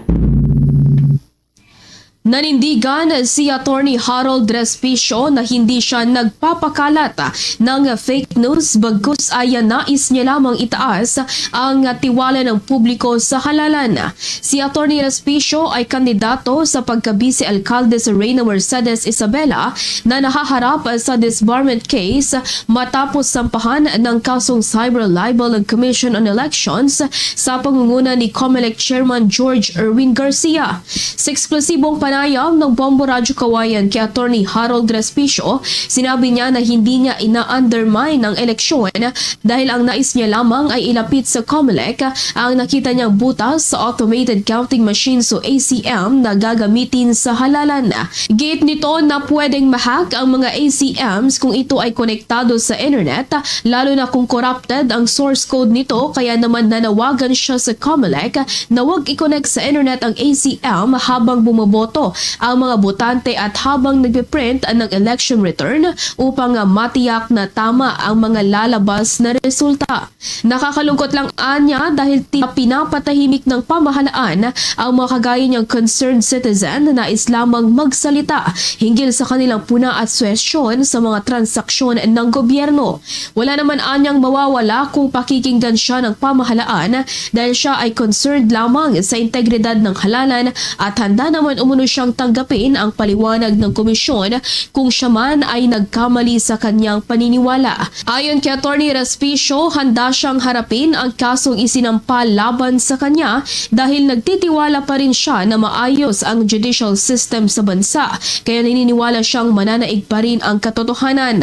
Nanawagan naman siya sa COMELEC na kung talagang intensyon nitong itaas ang integridad ng halalan sa bansa ay dapat matuto itong makinig sa suhestyon ng publiko. Pero nasa sa ating gobyerno na yan, gusto ba nilang patahimikin ang mga concerned citizens na katulad ko? Simpleng pag-bring up ko lang ng ganitong ito, patatahimikin nila kagad ako? Aabusuhin ba nila? Tatapakan ba nila yung fundamental right ng bawat taong Pilipino na magsalita tungkol sa mga transaksyon ng ating gobyerno, or magiging mature sila at professional at pakinggan nila yung aking expert advice. At kung tama naman, ay sundin mo, walang mawawala. Napakasimple lang ng suggestion, walang mawawala sa atin. Pero kapag mali naman, sabihin mo sa akin kung bakit ako mali. Yes. At gusto mo rin sana i-discuss online yun para malaman ng publiko at let the public judge for themselves. Parang ngayon tuloy ang nangyayari, lahat na tuloy ng publiko ngayon curious na curious. Ano ba yung sinasabi ko doon sa video na yun? Sana nga hindi nila pinatanggal para ang public ang humusga. At iyan ang ulat mula rito sa Bombo Radyo Kawayan. Para sa Bombo Network News, ako si Bombo Jamaica Barbas. Para sa number 1 and most trusted radio network in the country, Bombo Radyo Philippines. Basta Radyo, Bombo! Ako tayo dyan sa bahagi po ng Visayas area, hindi po nabantay ang kandila, naging sanhi ng pagkasunog at pagkatupok po ng 50 mga kabahayan. May update dyan ng Bombo Radyo Cebu. 2 araw bago ang pabukas ng Fire Prevention Month, sumiklab ang napakalaking sunog noong Pebrero 27 sa sitio San Vicente Ferrer, Barangay Lahog, Cebu City, kung saan nasa 40 bahay ang natupok habang 10 naman ang nasira matapos sumiklab ang malaking sunog sa nasabing residential area. Sa naging panayam ng Bombo Radio Cebu, kinumpirma ni Senior Fire Officer 3 Wendell Villanueva, Information Officer ng Cebu City Fire Station, na natanggap ng Cebu City Fire Department ang alarma sa sunog 6:57 ng gabi at itinaas ang ikalawang alarma 7:11 ng gabi at nakontrol ang apoy alas 8:30 at tuluyang naapula alas 9:41 ng gabi. Dahil sa tindi ng sunog, rumisponde ang mga fire truck mula sa mga karatig lungsod tulad ng Mandawi, Lapu-Lapu at Talisay City para tumulong. Idinagdag din ito na ang mga bumbero ay nahirapan sa pagresponde sa sunog dahil sa makitid na daan kung saan kinakailangan nilang magkonekta ng maraming hose upang maabot ang apoy. Idinagdag pa ng opisyal na ang sanhi ng sunog ay isang kandilang naiwan sa loob ng bahay ni Edwin Escandalio at mabilis na kumalat sa mga kalapit na bahay na gawa sa mga light materials. Binanggit rin ng opisyal na hindi ito ang unang pagkakataon na nasunog ang bahay ng mga Escandalio dahil dati na itong naapektuhan ng sunog ngunit nailigtas ng mga kapitbahay. Naputol na pala ang kuryente ng pamilya dahilan para gumamit sila ng kandila na siyang kanilang ginawang ilaw. Tinatayang nasa 1.2 million pesos ang pinsala kung saan 70 pamilya naman ang direktang apektado. Sa ngayon, kasulukuyang nakatira muna ang mga biktima sa barangay Gym. It was unattended candle na nakapagdulot ng sunog sa naturang lugar. Fortunately, wala tayong na-record na injury or casualty sa naturang sunog. It's very challenging for sa mga bumbero dahil napakalayo ng lugar sa main road. So kailangan nating mag-engine relay para maabot yung pinaka-interior na portion sa naturang lugar. Mula rito sa lungsod Luigan ng Cebu, Bombo John Nakanyati para sa number 1 and most trusted radio network in the country, Bombo Radio Philippines. Basta Radio, Bombo! Itong Pinoy student, tuwagi ng 2 gintong medalya sa Guangdong, Hong Kong, Macau Mathematical at International Science Olympiad. Kaugnay niyan, may detalye dyan ng Star FM Manila. Grateful ang gold medalist na si Sofia Solen Royo matapos itong makasungkit ng 2 gintong medalya sa Guangdong, Hong Kong, Macau Greater Bay Area Mathematical Olympiad at Hong Kong International Science Olympiad. Hindi man naging madali para sa gold medalist na balansehin ang academics at trainings, kabilang ang mahabang review sessions ay nagbunga rin ang lahat ng paghihirap ni Royo. Dahil bukod sa 2 ginto, itinanghal rin siyang kampiyon sa katatapos lang na Copernicus Olympiad para sa kategorya ng Physics at Astronomy at nakapag-uwi ng winning certificate ng $1,750. Bukod rito, nakamit rin ng 13-year-old grade 8 student ang silver medal sa Thailand International Mathematical Olympiad. Dahil sa sunod-sunod na napagtagumpayang international competitions sa 16,000 student awardees, si Sofia ang napili bilang student awardee speaker sa katatapos lang na Global League of Winners awarding ceremony na ginanap sa UP Diliman upang magbigay ng inspirasyon sa mga kapwa kabataan. Nagpasalamat naman ang academic achiever na si Sofia sa lahat ng sumusuporta sa kanyang journey. To all the people that supported me along the way, well, of course, I'd like to thank everyone who has supported me. They've really played an important role in my competition journey, namely my parents, family, teachers, my current school. Their support means the world to me and it's what really keeps me going. Yan ang report mula rito sa himpilan ng 102.7 Star FM Manila. Nag-uulat, Star DJ Kimi Gora para sa number 1 and most trusted radio network in the country, Bombo Radio Philippines. Basta Radio, Bombo! Bombo Entertainment News. Itong Bombo International Correspondent, kabilang sa cast ng pelikula ni Nicole Kidman na ipapalabas ngayong Marso. Narito ang chika ng Bombo Radyo Iloilo. Bahagi ng cast ng Hollywood movie na pinagbibidahan ni Nicole Kidman, si Bombo International Correspondent D. Donasco Thompson. Ito ay ang pelikulang Holland na isang thriller film na nakasentro ang istorya sa isang guro sa Michigan na may isang picture-perfect life. Ngunit sa bandang huli, isang sekreto ang kanilang natuklasan na isang murder mystery. Si Donasco ay nag-iisang Pinay na napiling maging parte ng naturang pelikula. Nakatakda naman ang screening ng pelikula sa Marso 27 kung saan ang premiere nito ay gaganapin sa Austin, Texas sa isang film festival. Si Donasco na tubong Gimeras ay isang singer at concert performer na nakabase sa Tennessee, Estados Unidos ng Amerika. What an honor and privilege it is to be a part of Nicole Kidman's latest movie, Holland. I was thoroughly surprised when I was cast, even though I was just a background actor. But as an Ilongga, a Pinay, and a Guimarães-non, I will always be very proud to represent who we are and to be a part of a very big project that was filmed 2 years ago. So if you get a chance, go and see the movie, Holland. Si Bombo International Correspondent D. Donasco Thompson para sa Bombo Network News mula sa Bombo Radio Iloilo. Ako si Bombo Gisa Padios para sa #1 and most trusted radio network in the country, Bombo Radio Philippines. Basta Radio, Bombo! Bombo International News. United States President Donald Trump binigyan diin ang ceasefire sa Ukraine laban sa Russia. Kanilang news conference ng dalawang lider at pirmahan ng mineral deal hindi natuloy. May detalye dyan ng Bombo Radyo Dagupan. Binigyang diin ni US President Donald Trump ang ceasefire sa Ukraine laban sa Russia sa isinagawang pulong ni Trump at Ukraine President Volodymyr Zelensky. Sa panayam ng Bombo Radyo Dagupan kay Marisa Pascual, ang Bombo International News Correspondent sa Oregon, USA, naging mainit umano ang naging pag-uusap ni Trump at Zelensky para sana pumirma ng mineral deal sa US.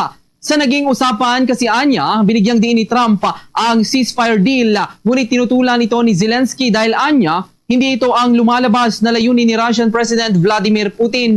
Isa naman sa nakikita ni Pascual kung bakit nagkaroon ng tensyon ay masyadong naging mapagmataas si Zelensky at hindi ito tumutugma sa layunin ni Trump sa ceasefire. Sa katunayan, ani Pascual, nakapagbigay na ang US ng billion of dollars sa Ukraine. Ngunit wala man lang nakikitang utang na loob ang mga ito kahit pa ang pinag-uusapan ay ang kapayapaan at kapakanan ng kanilang mga residente. Matatanda na sinabi ni Trump ni hindi man lamang umano nagpasalamat ang Ukrainian President sa mga tulong na naibigay ng US kahit na ang ikinampanya nito sa nagdaang US election ay ang katunggali ni Trump na si dating US Vice President Kamala Harris. Dahil rin sa naging tensyon sa loob ng Oval Office ay hindi na natuloy ang news conference ng dalawang lider ng bansa at maging ang nakatagdasan ng pirmahan ng mineral deal. Pero ang gusto ni Trump kung magkaroon ng hindi mangyayari ng one time. Ang gusto ni Trump, ceasefire para yung mga wala nang mamatay. We work on the agreement. Pero alam ko, yung lahat ng mga conversations had been parang ayaw ibigay ni Trump yung security guarantee. Para sa Bombo Network News, mula rito sa Bombo Radyo Dagupan, Bombo Oliver Dacumus nag-uulat para sa #1 and most trusted radio network in the country, Bombo Radio Philippines. Basta Radyo, Bombo! Bombo Sports News. Sa ating sports balita mga Kabombo-Caster Nation, tinambakan ho ng Denver Nuggets ang Detroit Pistons. Daan para tapusin ho ng Nuggets ito hong 80 win na streak ng Detroit Pistons. Kumamada itong si Nikola Jokic ng panibago pong triple-double sa panalo ho ng Nuggets at yan po sa mapagitan ng 23 points, 17 rebounds at 15 na mga assist. Habang ang kanyang katandem itong si Jamal Murray, kumamada rin po siya ng 31 points at 3 assist. Nagbuhos naman ng 28 points at 9 na rebound ang forward ng koponan itong si Michael Porter Jr. habang ang isa pang forward o nagsisilbing sentro ngayon itong si Christian Braun. Siya po'y kumamada ng 36 points at 6 na rebound. Wala ho sa ibang mga player ng Denver ang kumamada na ng double-digit score. Sa kabilang banda ay nalimitahan lamang sa 11 points at 3 rebound ang star ng Detroit Pistons itong si Cade Cunningham, habang ang kanilang forward na si Oscar Thompson ay nalimitahan lamang din sa 13 points, 3 rebound at 5 assist. Ang nagsisilbi ho ngayon bilang power forward ng koponan itong si Tobias Harris ay umabot lamang po sa 12 points ang kanyang naibulsang mga puntos. Ginamit po ng Nuggets hanggang sa 56% na shooting percentage, habang ang Pistons ay nalipitahan lamang sa 46% sa kanilang pagkatalo. Sa kabuuan, magkakabumbog, kumamada po ang Nuggets ng 17 na 3-pointers habang umabot lamang sa 12 3 points ang naipasok ng Detroit Pistons. Sa iba pang laro sa NBA ngayong araw na ito, tinambakan po ng Oklahoma City Thunder ang Atlanta Hawks. Yan po sa pamamagitan ng score na 135-119, tangan ng 16 points ng kalamangan. Itong si Shai ang muli pong nagsilbing lider ng kanyang koponan sa pamamagitan po ng 31 points at 3 rebound kasama ang 5 assist, habang ang kanilang forward na si Jalen Williams at itong si Logan Dors ay kumada ng tig 20 points. Samantala, double-double din ang ipinasok nitong si Isaiah Hartenstein ng Oklahoma gamit ang 13 points at 3 rebounds. Samantala sa Hawks naman ay nalimitahan lamang itong si star Trae Young ng 19 points at 12 rebound o 12 assists, habang ang kanilang forward na si Onyeka Okongwu ay umabot lamang ng 23 points at 13 rebounds sa kabuuan po ng laban. Sa ngayon po, hawak po ng Oklahoma City Thunder ang best record sa Western Conference. Yan po sa pamamagitan ng 48 wins at 11 losses, habang ang Hawks ay nalimitahan na sa 27 wins at 33 pagkatalo. Mga kabumbukas Star Nation, tuloy lamang po sa pagsubaybay sa ating 31 fully digitalized AM at mga FM station gamit po ang ating mga social media pages tulad po ng Facebook, YouTube, TikTok at maging sa Bombo mobile app. Yan po pwede po ninyong i-download via Google App Store at Apple App Store.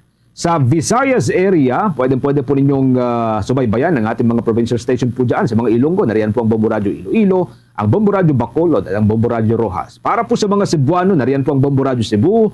Sa mga Aquiano, nariyan po ang Bombo Radio Calibo at ang Bombo Radio Tacloban para ho sa mga Waray. Bago tayo magtapos, narito mga Kabombo Star Nation, sama-sama tayo sa prayer for the healing of Pope Francis. Loving and merciful God, we implore you to look kindly upon your servant, Pope Francis. Touch him with your compassion and consolation. Restore his health and renew his strength in mind, body, and spirit. Surround him with your peace and the support of the prayers of your holy people.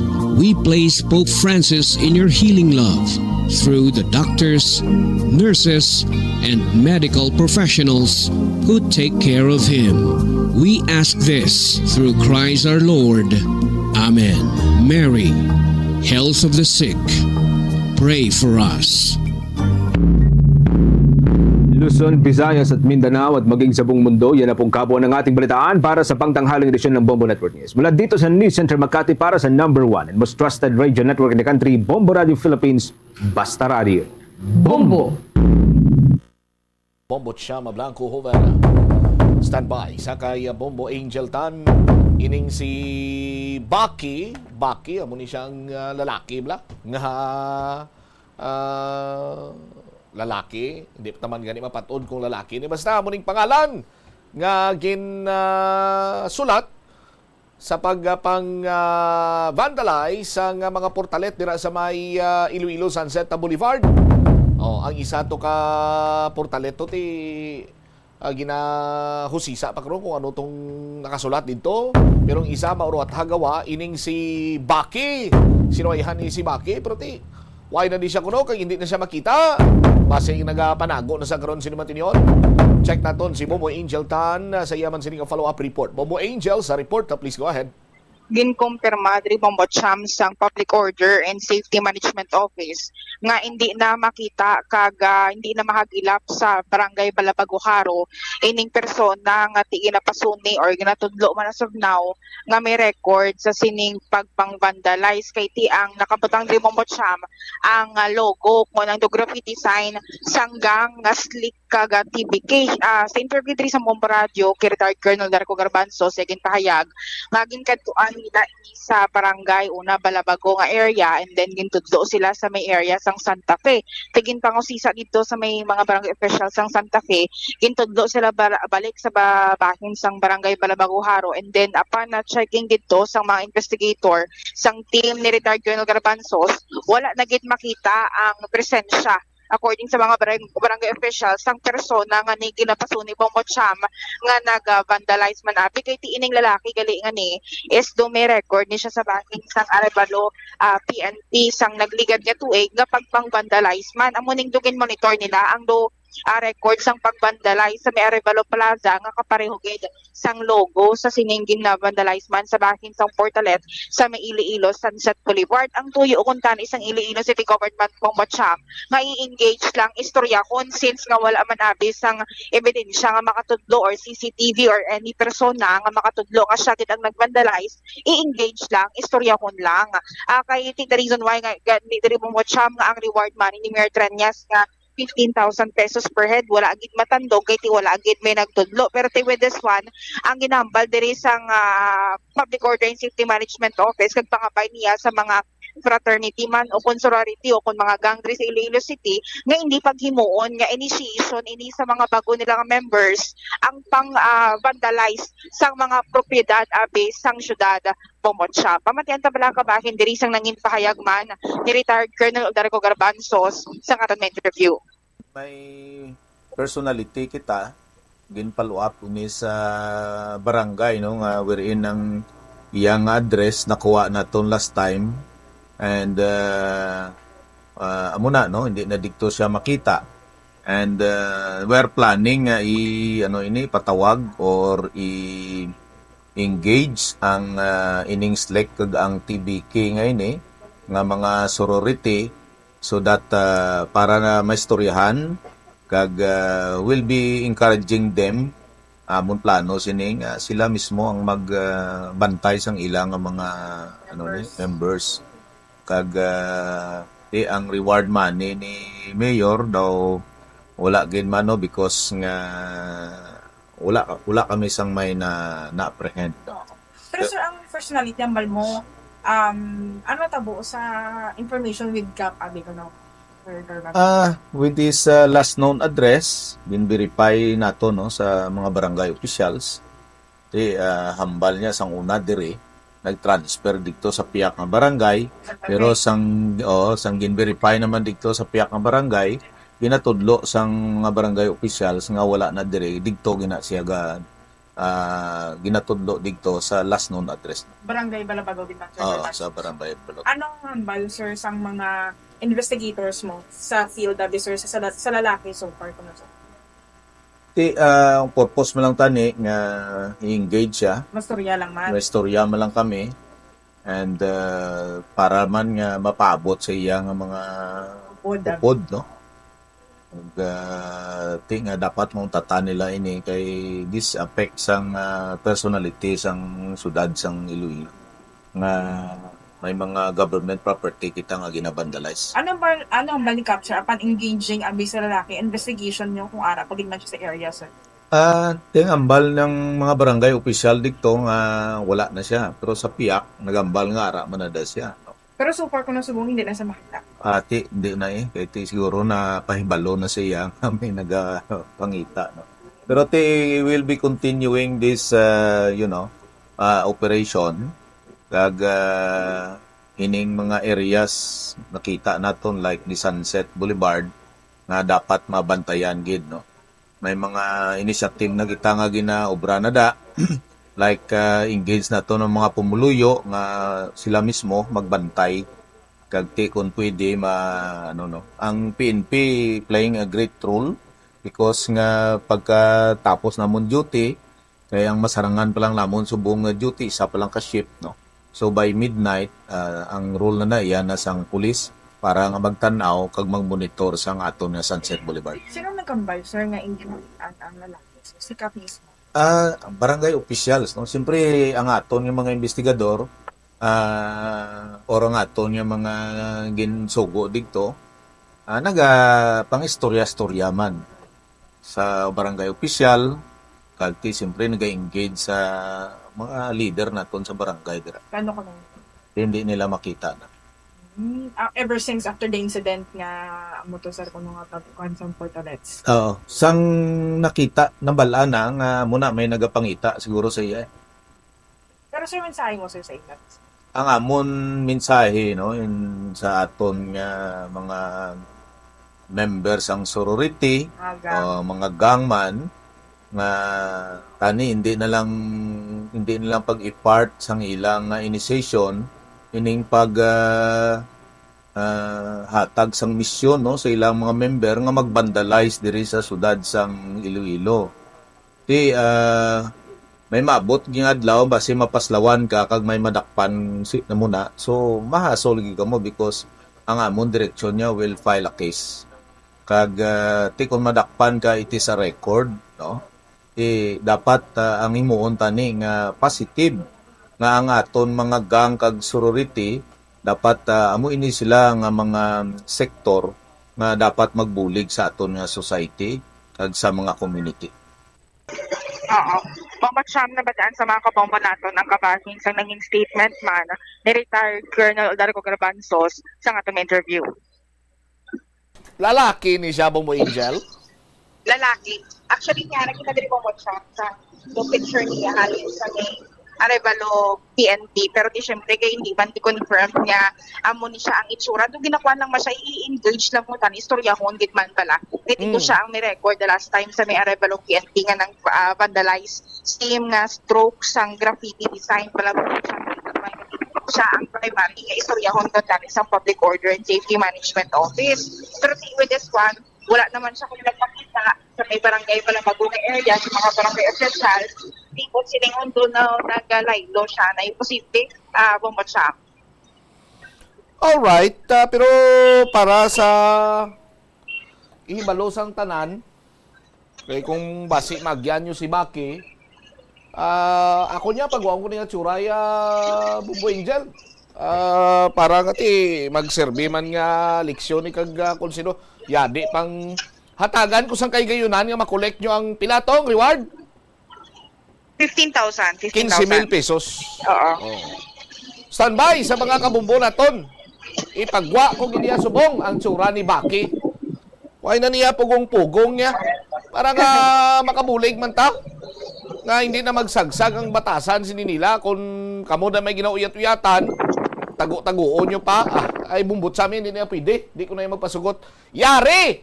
Ang itsura ni Baki! Oh. Si Baki Barnes man na sa Winter Soldier. Long hair man siya. Baki Barnes gali niya, Winter Soldier niya. Long hair man siya. Sa Winter Soldier niya gali engineer si Baki Barnes. Ay sus. Oh, pero Baki, kung nagpamati ka man subong, hindi Baki Barnes, ining Baki nga nagbandal, kabay pa nga magbag-o ka na noy, no? Kag hindi ka na iya sagad ka pang halit sang kung ano-ano pa da, nga mga panghalit-halit mo dira pinagi sa pang-vandalize, kag hambalon mo man dira, ang imo siniiya nga mga kopdanan nga hindi na sila yung pang vandalize pa, Bumo Angel? Pero ti mo siyam sa ginsend mga picture, sa ginsend ko man yung picture sa imo, do ulo ang gid sila gawa mata? Mata nila gawa do ulo ang gid do, kita mo? Duga pula niya matay sa ginsend mo diya sa ako niya Bumo Angel yaw? Basta sa flash lang na. pero tayo mo tayo ng ambal mo man nga ang panawagan sa Iloilo City Government sa mga gang kag mga sorority, mga ay fraternity. ginsend mo sa akon mo Angel, hindi ko na kuya mapunggan nga pagwaon ang tsurayas ni. Oh. Do si Baki man ba? Ay na niya pulupong ari pa ginang Baki. Baki hanma man niya engineer. Si Baki Hanma niya.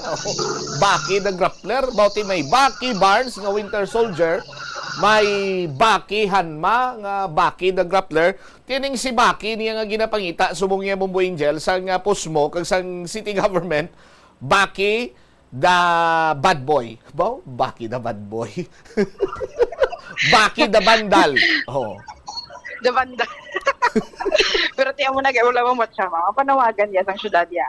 Sa mga gang, sorority o confraternity man, nga hindi paghimuon nga initiation rights. Ining pagsugo sa mga bago nila nga miyembro sa pagwandalize. Kaya tingin mo ito galing nga ba, kung madakpan na iya, bala sila kumadakpan sila, kasuhan sila, mamulta pa sila sang ordinansa, dumdumo tong privilege speech tigad ni Councilor Cabaluna, ng balya, mga grupo-grupo na kisa, kung ara ka na sa ital-ital, wala man sa may maatubang nga masalbar si mo ko sa presinto, kag maako sang salaong bombotsam. Kaya mo nang kakatabo man bala subong kumadakpan, mayo man na, kay ti ma-record sila, pero at the end of the day, sinogid di masalbar si mo, kay ti misala nga ginobra, kag madakpan ka manabi, bombotsam. Alright. Ini si Bombo Angel Pichilier Tana para sa number 1 and most trusted radio network in the country, ang Bombo Radio Philippines. Basta Radio, Bombo. Salamat kita Bombo Angel ta. Nakita naton sa laragway din which kati balaan man naton nga may mga limitasyon kita sa pagpakita sa itsura. Bataon pa ni si Baki kag kung pamati ka man subong noy, may puturo ka pa. No? Kalaway na sa pila kadlaw ma-apply kay mo iya sang trabaho, no? Ti may mga records ikaw kay ti syempre ginapa kuha ka muna sang NBI clearance, police clearance, ti may ma-appear to ya karon nga mga previous case mo, ti malaway nga may record na iyang imo sini iyang pangalan, no? Sa aton sini makabubuti mabudlayan ikaw sa pagpangita sang trabaho, no? Ti kung ginapinsar mo pang imo sining puturo kay may puturo ka pa, mas mayo nga magbago ka nagagtalikdan ang hindi mayo sining buluhaton, no? Nga ti makabig naton iyang mene sa aton sining iyang society ang mga kasubong sining mga buluhaton kag dapat mangin maayo kamo kung may abilidad kamo sa paghimo sa mga graffiti or may gulpi lang biya nag-alsa ang artistic side nimo, di pwede man kamo makakonect dira sa aton sining mga youth officials na basi kung makahimo kamo sa proyekto of which nga ma-express nyo man ang inyo sining artistic side through sang amo sini iyang mga sahi sang pagpang sulat sa aton sining mga kabumbo hindi nga mga propiedad sang syudad sang Iloilo or kung private property man abi dira bag-o pinta tapos ibutangan nyo yan sang mga hindi maayo sining sulat or inyo isining i-vandalize ti way ina sang kayuhan nga madulot sa inyo, no? Nagsikat kamo sa kalainan pero mas maayo kag mas madamo siguro ang mangin sumulunod or mangin follower mo kung ang kasikatan nimo may binuhatan ka nga kayuhan. Sunset Boulevard issue sa gihapon ang nabungguan sang isa iya ka sedan, no? Isa ka salakyan sang damlag lang nga delivery rider makaluluoy gid kay ginbawian na ini sang kabuhi. Ang latest pangin sinadribanwa nga may mga signage naman nga ginpangbutang dito no? Mga balita sa gihapon nakatutok sa Sunset Boulevard. I-check ko na yung una si Mumbo Paulina Piliora. Pao sa report, please go ahead.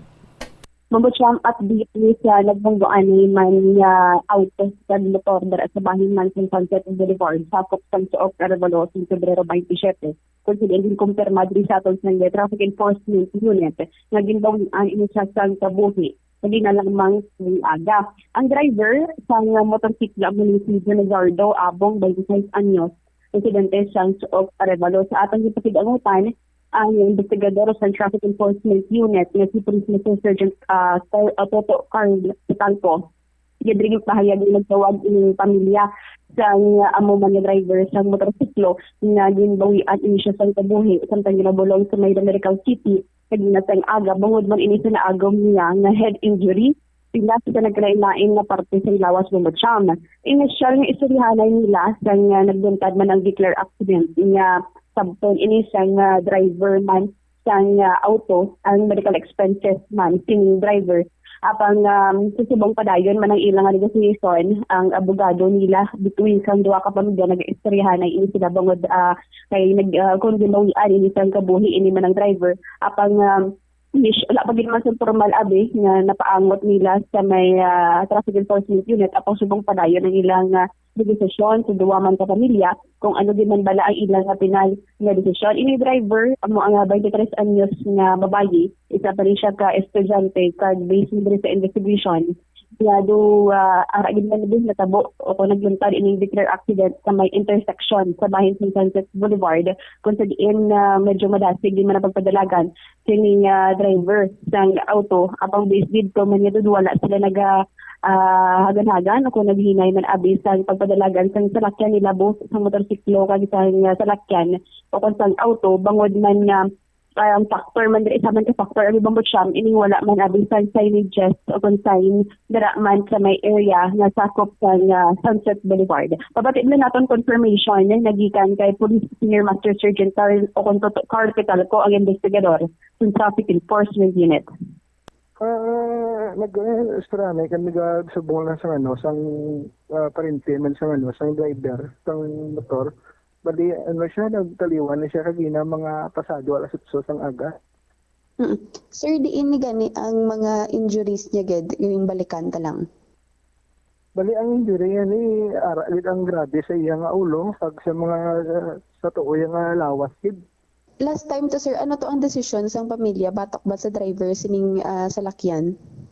Bali ang duha ka pamilya mula na bali mabuligay lang sila na nagsturanay naman ang ilang mga abogado sina parte sa ilang kung ano ilang nga imuon. O susubong ara sa abogado nila ang ilang mga ang ilang letras la kuno kung di man ang ilang decision. Pero susubong ara sila sa negotiation bala nga kumbaga isulbaron na lang ang problema bala. Ang iyang rason, drive na sa diretsyo mo lang iyang aligasyon na kinatibot lang siya sa minagbungguanay na nga tabo ang statements. Ang kada sigon sini posible nga may kumbaga auto medyo may sigasigin man. Pero ano na siya, ang mga partido, wala sila nag-minor na sa intersection, wala sila pag-abot sa intersection, ang both parties wala ni nag-minor sa intersection. Mamutsyam si Senior Master Sergeant Carl Pitalco ang investigator sa Traffic Enforcement Unit. Tina-determine to kung may driver's license ginawa ng driver sining auto or sedan, Bombo Pauline? Mayara ko no Bombotsam. Mayara ko no. Tido kung wala sa driver's license, tido madako-dako pagiging problema yan. So nagadepende na lang ni sa magtimbang partido sa ila sining pamilya kung paano nila ariglohon sining natabo Bombo Pauline kiti gibawian gito sa kabuhi ang isa gatingwa man to tani bilang delivery rider tianhon mo kay disgrasya gibawian gid siya sa kabuhi. Bali ang after ni Bombo Cham wala pagi man nga data nga nagikan nila sa pamilya dulang mo sa Traffic Enforcement Unit diri sa bahin sa Iloilo City Police Office. Apang iplaster man diri nila kung ano man to ang medical bulletin man lang gid ang hinaan sa kamatayon sining driver sa motorsiklo subong man ang tinalya decision sa pamilya Bombo Cham. All right. Ini si Bombo Pauline Dilipilyora para sa ganang namin mo sa Radio Network and the Country of Bombo Radio sa Philippines Basta Radio. Bombo. Salamat gid Bombo Pauline Pilyora sa imong sining report. This time i-check ta naman kay gin-follow up ni Bombo Jomar ang area kung saan masami ginaluntaran sang vehicular accident, sang aksidente, ginbutangan ako nung sang signages. Kay ti amuning isa sa mga kulang dira sa sandigman sa pagpangusisa sang Bombo News Team kag mismo man nga ti nakapahayag man ang pila ka mga traffic investigators sa nasambit sining sitwasyon kay man ti bago ining Iloilo Sunset na Boulevard mo. Ti kinahanglan gid man siguro may mga proper traffic signages na dira para iyang ang mga motorista mahatagan man sang nagakigo sini iyang direksyon. Bombo Jomar sa Regional Report. Please go ahead. Natigayon ng mabutangan sang signage ang intersection karon sa Sunset Boulevard. Ining kasunod man karon sa sining na-record nga sunod-sunod nga aksidente sa bulan gid lamang sa Pebrero. Ako sa rin 4 ang na-record ko sa din 2 ang mga ka-individual ang ginbawian sini sang kabuhi Bombo Cham. Una, ang natabo ni sang nagligan sining semana diri sa may intersection sang C1 Road, at the same time sang Sunset Boulevard sakop na sang distrito sang Arevalo. kung sa din nakabunggo ning motor sa naga-cross sining wingban kag sa nagligad sining adlaw amo ning sa may corner o kung intersection man sa Sunset Boulevard going sang Suok Arevalo ulunhan na ni no sa natabuan una nga may ara man sang patay dira man sa corner o kung sa intersection sa Sunset Boulevard going ini siya sa may Banwasang Uton Iloilo. So subong aga again check naton ang area may gain pamtang ng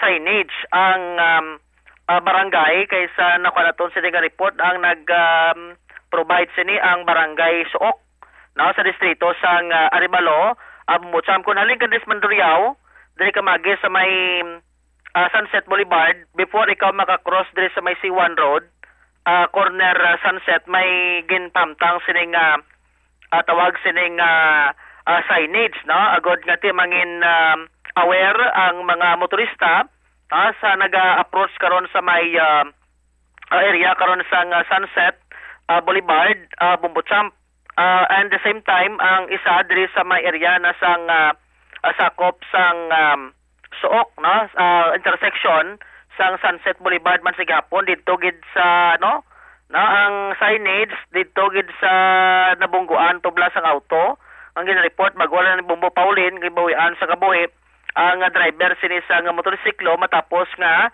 nabungguan sang sining pribado sining salakyan Bumbutsam ang signage ni may nabutang diho caution slow down intersection ahead nga nabutang diri sa idalom sang street light ako naton sini karon nga makit-an Bumbutsam. So ang ining project na ang gina-provide sa barangay Suok based diri sa aton sa nga pagpangusisa pero ang iya sang Iloilo City Traffic Transportation and Management Office kay tiga plano man to sila mabutang sa tarpaulin pero duay pa kita sa may nakita na ang na-mention lang ni retired Colonel Garbanzos nga gina-print na nila kag i-install nila no sa area at medyo dako ni siya at least nga makit-an sa mga motorista nga nagalabay gyapon sa lugar agod nga makalikaw sa ginatawag sini nga aksidente. So kasunod sini nakapulot mangkot kita sa pilak pumuluyo sa lugar kung ano ang ila sini nga mangin sentimento malabi no kasunod sining pagbutang sang signage sa nasambit sining lugar.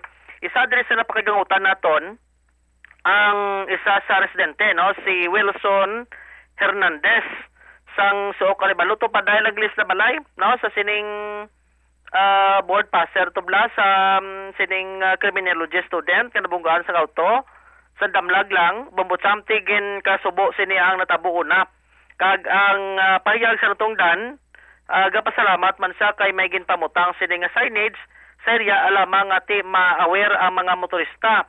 Pero sunod sa natungdan samtang o kung samtang nga ginakayo gali ang ining Sunset Boulevard sa aton sa diga mga kabombo doon na notice na gilikuro nila sa una nga do madamo gid nga tabo sining aksidente bangod sa design block no kay ang intersection although nga malapad gani siya mayo kay ti malapad ang street light do tama kuno klayo no hindi siya hindi siya malabot kang suga sa tunga kay ang street light diri lang sa sa dalan magtimbang sining bahin pero sa intersection na sang junction box waya kuno sang street light kon gabi hindi siya makaber sang suga no amo nang ila sining obserbaran at the same time ang signage no ti una pala kuno to nga way pag in-open sa publiko natingala na sila kuno nga ti nga way sang signage nga ginbutang dabi lamang ati may inform ang mga motorista kung sa diin ti na although nga nabutangan man sang signage galing ti may ara na sang kabuhi nga nadula Bumbutsam si isa na sa mga naobserbaran Manila sa palibot nga kung paano nga mangin alerto ang mga motorista pero sa sining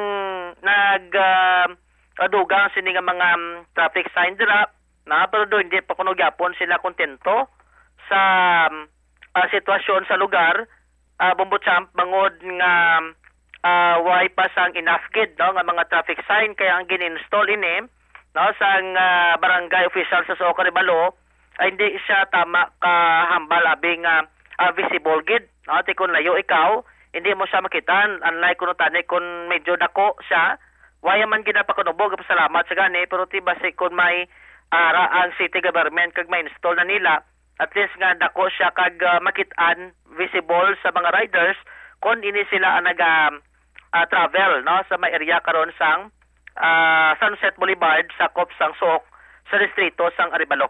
Aribla no pabati naton ang kabahin diri karon sang payag diri ni Sir Wilson Hernandez na nagatagalog na siya kay didto gitsagli nagdugay Tondo. Kaling tidri na siya pangasawa diri sa taga Sook amo nang ati diri na sila magatiner bubot sa amga uli lang to kisa sa may bahin sang Metro Manila. Si Wilson Hernandez sa interview sang Bombo Radio. Ay na signage huli na. Oo sir, nakakalungkot kasi bago pa lang pumasok itong taon na to, marami ng aksidente na nangyari dito. Actually, nung ginagawa pa tong boulevard, inaasahan namin na magkakaroon sana ng mga signage o ilaw man lang sa gabi dahil expected ng mga nakatira dito. Kung wala man yon, magkakaroon talaga ng aksidente. So hindi kami nagkamali at ang masama, ang napuruhan pa itong aming kasama sa lugar namin. Kaya sa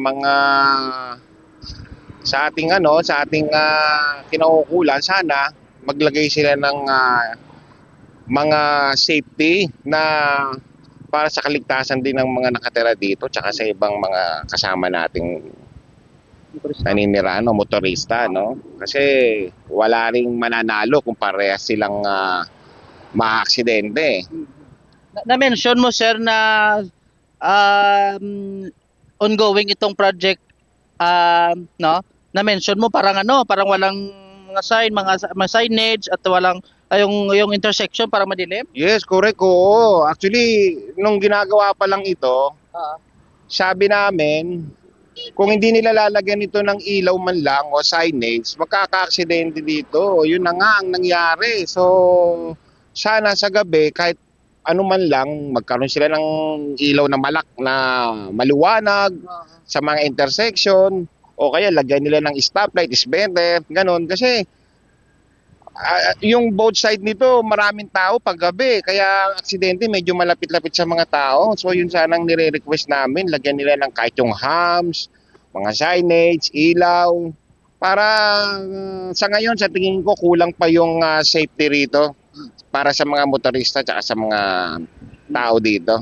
Anong masabi mo sa dito? Mayroong signage pero after na nangyaring aksidente. Ay, delikado na.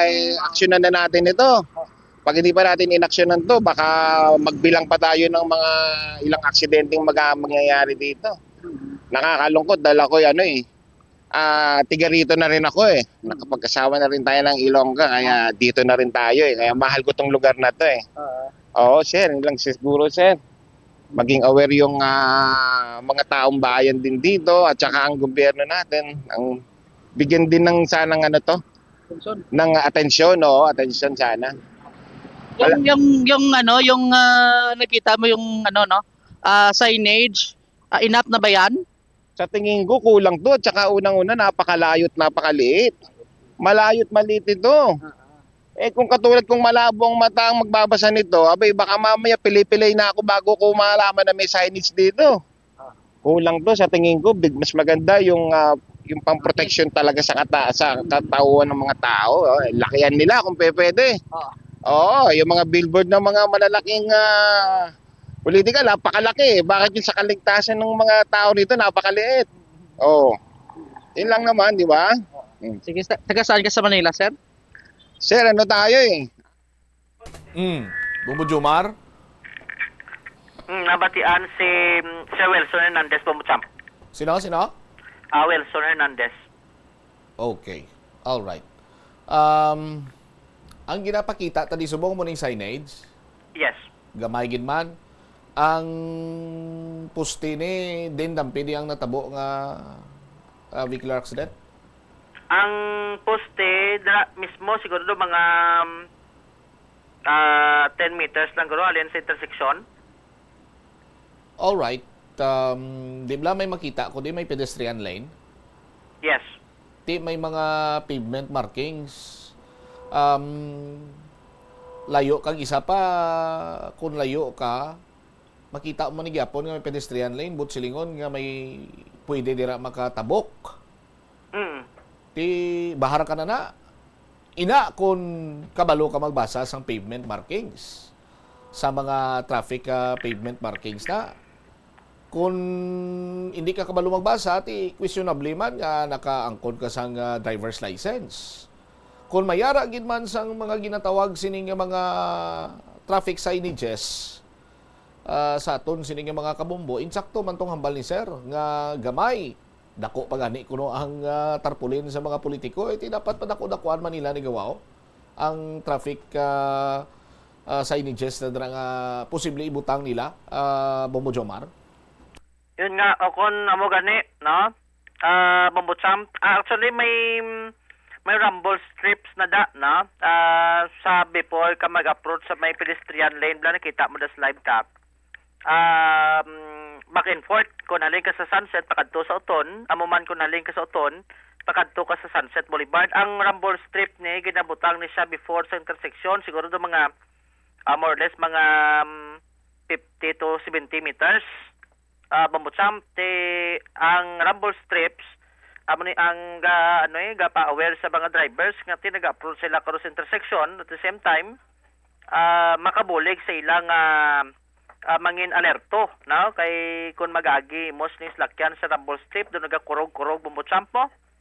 No? Sama na sa mga indication karon nga kung paano nga kung may mga kasubong sinap, mahagan-hagan, no? Ang dalagan sa mga salakyan kag magbahar man kung approach na sila sa intersection adra sa bay area sa Sunset Boulevard. Bambutsam kay sa apat ni kaksidente nga natabo sa Sunset Boulevard kalabanan o kung tanan gid gali ni sa intersection na tabo ang ining nisambit sini nga aksidente. Bambutsam. All right. Ini si Bombo Jomar Consumo Villa para sa number 1 most trusted radio network in the country, Bombo Radio Philippines. Basta Radio, Bombo! Salamat kid Bombo Jomar Villa kang isa pagali, importante gid sanan ang suga. Dapat may suga na dira kay parang makita sa aton siniiyang mga motorista. Pagbalik naton na banwa dugang nga mga balita kag impormasyon.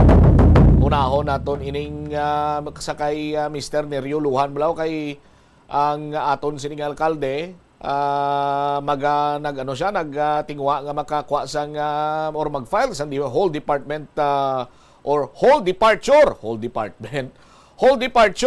order batok sa kay Mr. Nerio Luhan. Tining whole departure order para nga hindi na kuno makalagaw or makagwa diri sa pungsod si Mr. Nerio Luhan. Kay may mga additional nga kaso pag i-file si Mayor Jerry Treñas. Kag may information man kita nga anong plastada to nga may nagagwa karon iyang mga laragway nga ang gingamit ni Mr. Nerio Luhan sa pag-konfrontar sa task force sa Asisyo sa tong ginapakwa lang tarpulin to sang Team Sulong Gugma. Ingamit niya kuno sining slakyan iya pa ka Kapitulyo. Di daw wala naman na iya nalakip sa function ni Mr. Nerio Luhan ang paggamit sang salakyan sang provincial government sa pagpamalabag niya nga kakson atong tarpulin. Anyway, balik-balikan ta ng mga datipon nga balita karon with the Bombolin si Bade kag lakip na sila dre.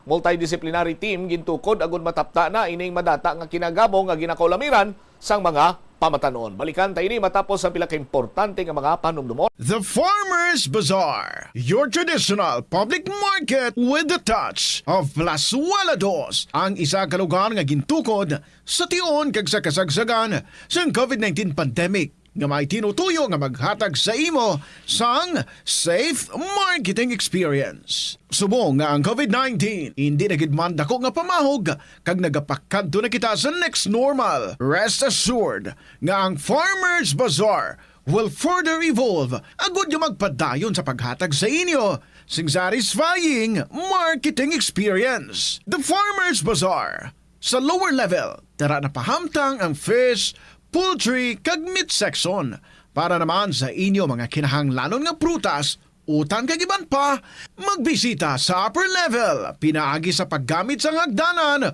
o kon sa pagkadto direkta sa parking lot. The Farmers Bazaar, your traditional public market with a touch of Plazuela Dos. Plazuela de Iloilo, Billboard of Activities for February 23 to March 1, 2025. Excitement and enthusiasm are once again overwhelming. Totong Villaruz and his band bangod silang natalana nga maghatag sa inyo sa isa ka great musical show sa Marso 1, Sabado, sa Concert at the Plaza, blasting off alas 6 ng gabi. Sa tion sa musical show, napulo ka mga matahom nga Plazuela de Iloilo Special Edition Mags, kag madamo pa nga iban ang igaparafol sa mga suki sang Plazuela de Iloilo. Sa March 2, Domingo, ginaagda ang tanan nga mangin kabahin sang Eucharistic celebration nga pagkahiwaton sa Latolda sa mga adlaw alas 11 sang aga. Sa tion sang Holy Mass, ipangamuyo naton sa Ginoo that we will always remember nga siya kag sagid lang ang nag-aisahanon nga true source ang kabakod nga aton ginakinahanglan to deal with life's challenges. Plazuela de Iloilo, we remain to be one with you in a common hope for a better community and a progressive country in 2025.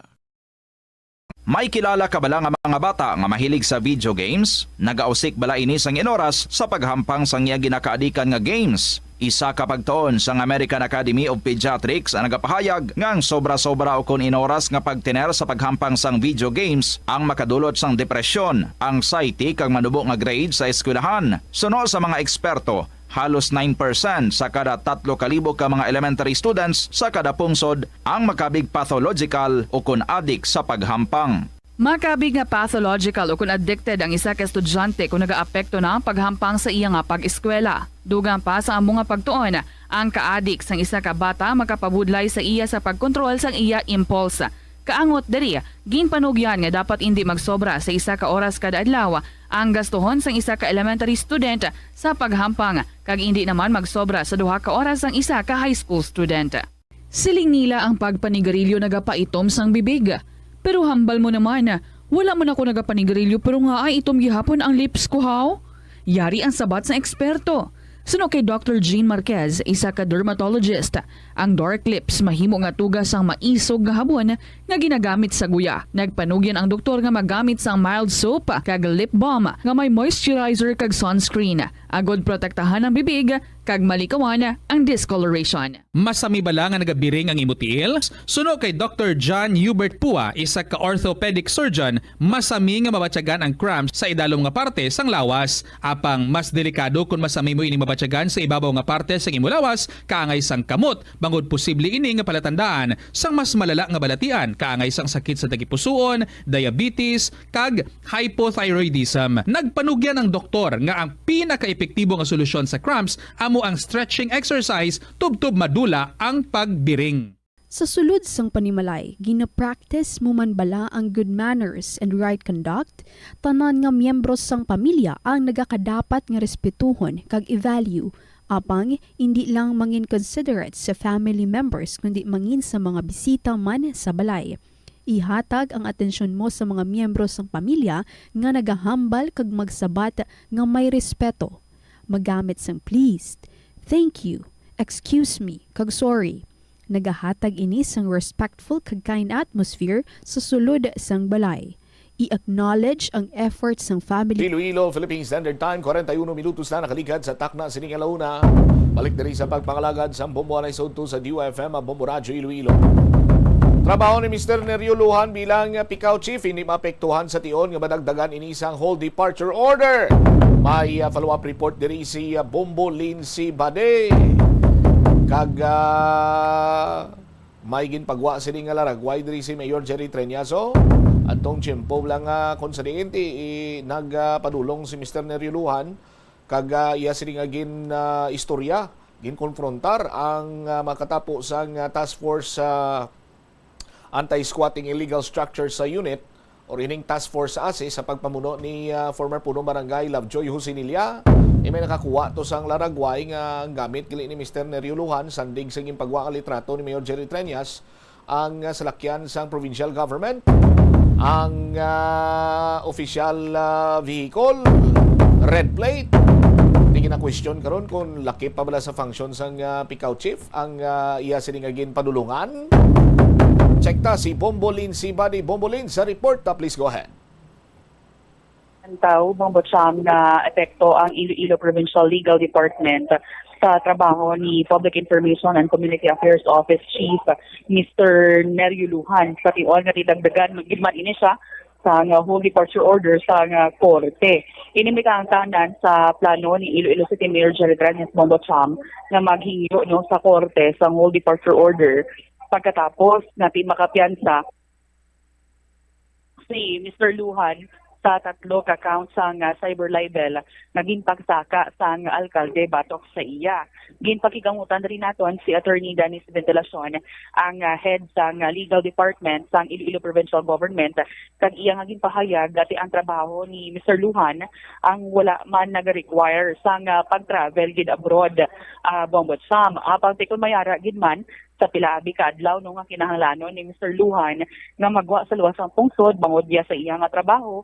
Suno kay Attorney Ventilacion, mahimo man ini makapangayo sa permission sa korte, Bombotsam. Kaya kinagapabilin man nga Provincial Government Assistant Department Head sa Picao o kung sa Public Information and Community Affairs Office, si Mr. Lujan, kadiin siya ang highest officer sa amuyang opisina. Kagtipahayag rin Attorney Dennis, naka-initiate na si Governor Defensor sa show cause order sa nagligad nga tuig bato kay Mr. Lujan, kagtigin hatagan magani sa notice ang alkalde pati hindi pa ya makahimo sa anuman bingatikang ang Iloilo Provincial Government bangod nga tihulaton pa ang mga desisyon sa Civil Service Commission Bombotsam bangod kung matandaan may ara sang ginfile si Mayor Treñas nga administrative case sa commission or sa Civil Service Commission bato kay Mr. Lujan. Yari bala aton pamatian ang nanging pahayag ni Attorney Dennis Ventilacion. Mag-hold departure order na assuming nga mag-issue ang court sa whole departure order, usually kung man lang na i-travel abroad So, daw wala maginasang bearing sa amon operate sa Capitol. So, kaya wala man siya sang, hindi man siya masami nga nagalakat attorney no, sa abroad. Kaya kung usually kung mag-travel abroad, personal man na why man na hindi man na part sang trabaho ya. Pero butanta lang bi attorney if in case gid man no butanta sa senaryo nga may ara sang work related ya nga pag kadto sa abroad may mga dapat na siya nga i-process anay attorney. Tikon may amon dapat mangayo sa permission sa court kung assuming ma-issue sang whole departure ang order ng korte. So kung mag-travel ka dira ka man mangayo sang permission sa korte. Okay, oo. Pero ang ining yung subong attorney, may idea ikaw kung ano ang status subong ni Sir Nerio Lujan, like siya sa gyapon ang Picao head apisar nga ti na nahatagan siya sang February 25 kutani sa arrest warrant pero ti maayo man kay naka-bail man siya dayon attorney. So far daw wala man ko sinabalaan nga may pagbago no sa iyang status diri sa provincial capital no. It may be recalled nga nag-initiate na sang una si governor sang show ko sa iya and then ginpagaan naton notisya ang city mayor and then nag-file manifestation ng iya abogado na may pending ng administrative case sa civil service kag gusto niya dito na lang i-hearingon kag hindi na kami mag-assume hindi na kami mag-proceed so i-terminate na lang namon atong ang gina-initiate ni Governor. Oh, okay. Pero may mga nagasiling wala attorney kiti base ko no wala man kuno ginasaway ni Gov Toto ang ining mga pagpalabtik niya sa istorya sa Facebook bato kay Mayor Tanyas attorney. Siguro ang show cause is an indication na ginapa-explain siya. And then ang procedure sina pagtapos ang show cause kung may makita ang gobernador nga grounds to file formal charges, mag-file sa isang formal charges. O galing, ginpauntat na kami sang ni City Mayor kay may duplication. May nag-file man sa isang administrative case dito sa sa civil service, hindi na lang, wala na lang kami mag-proceed. Otherwise, ma-duplication siya. So bali attorney ang civil service na lang kung ano tong mga desisyon niya amo na ang patihon ni Sir Nerio. Dito na lang kahit hindi ka man pwede ka kung same na case hindi ka man pwede ka initiate sang duha ka kaso amo na may amo na nga kung mag-file ka sang complaint may certification against forum shopping. So, isa na lang. Oh, okay. May statement pag attorney si Mayor Trenias na allegedly do may information nga nagalabot sa iya nga do ginagamit kuno ni Sir Nerio ang salakyan sa provincial government kun nakat siya nga hindi work related na nausisa niya ni na-check niya ni attorney. At this time wala pa kami sa comments na pero just like kung may allegation nga mo na we will look into it. Mabotsyam, si Attorney Dennis Ventilacion, ang head ng legal department ng Iloilo Provincial Government. So, ang provincial government, gali, Bumbulins, why man niya siling ginapabayaan lang ang mga reklamo ni Mayor Jerry Trenias against sa kay Mr. Nerio Lujan. Yes. Naglabot lang gali sa punto nga ang sa show cause order to nga ginhatag sang gindagdag sang gobernador. Nag-file na lang si Mayor to sang sabahin sa civil service. So kung magduble, maski pa kamayo nga ipaiway lang to nga isa lang kay parang hindi ma-forum shopping.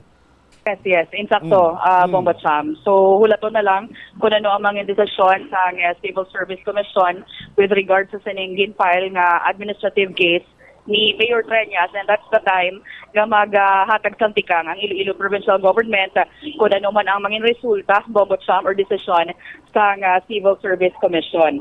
Ang mga laragway gali ini nga nagagamit si Mr. Nerio Lujan sang salakyan sang provincial government, why pa niya makalabot sa Tulupangod or why pa niya makitaan sang provincial government, particularly sa talatapan karon sang Iloilo Provincial Legal Officer.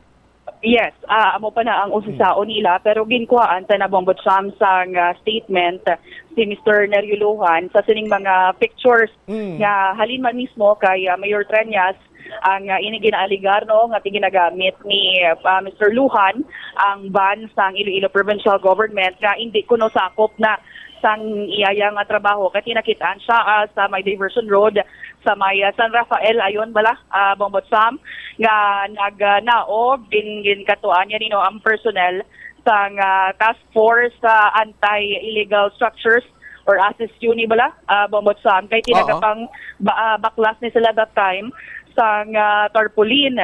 So na agyan rin niya kay actually suno kay Mr. Lujan nga wala ini siya nagagamit ng salakyan sa gobyerno para sa iyang public interest bangod nga tiyang litrato nga nakuha sang alkalde amo yang adlaw nga nagbaton ini sang award nga Best Performing Information Office provincial category sa Western Visayas Information Officers Regional Summit. Amo na nga nakasakay siya sa salakyan sang provincial government. Kay lapit lang dira ang venue sa area, pakadto na siya sa area sang nalabayan niya Bombatcham ang mga ASIS-U personnel. Kag tinamangkot siya kung anong ginahimo kay nakita niya ng ining building nga ginapakuhaan sang poster isa ka private building. Sunod sa iya kag iya gani kuno sa pakaisa sang iyang amay ang among building Bombatcham rason nga para sa iya kay abangod nga private property gin-question niya ang SSU personnel kung nga ang ginbaklas ang poster sa Team Gugma Bombot Sam. So amo to nagpagwa man ni siya nga nino sang iyaman nga statement sa through Facebook account yung man gani Bombot Sam nga team paggamit sang government resources para sa personal use, makabig na iya nga grave concern. Amo na nga tiginakusaran siya gani no ni Mayor Jerry Treñas nga tiginagamit ya ang government resources, pero ti na sa iya kung sa makamatuoran lang ang dapat pamangkuton gani kung na sa iya kay dapat nga examine amo kunong anak ni Mayor Treñas na si mayoral candidate Raisa Treñas Su nga ti amo kunong naga-benefit gikan sa mga programa sa gobyerno kung sa mga aktibidad Bombot Sam. All right.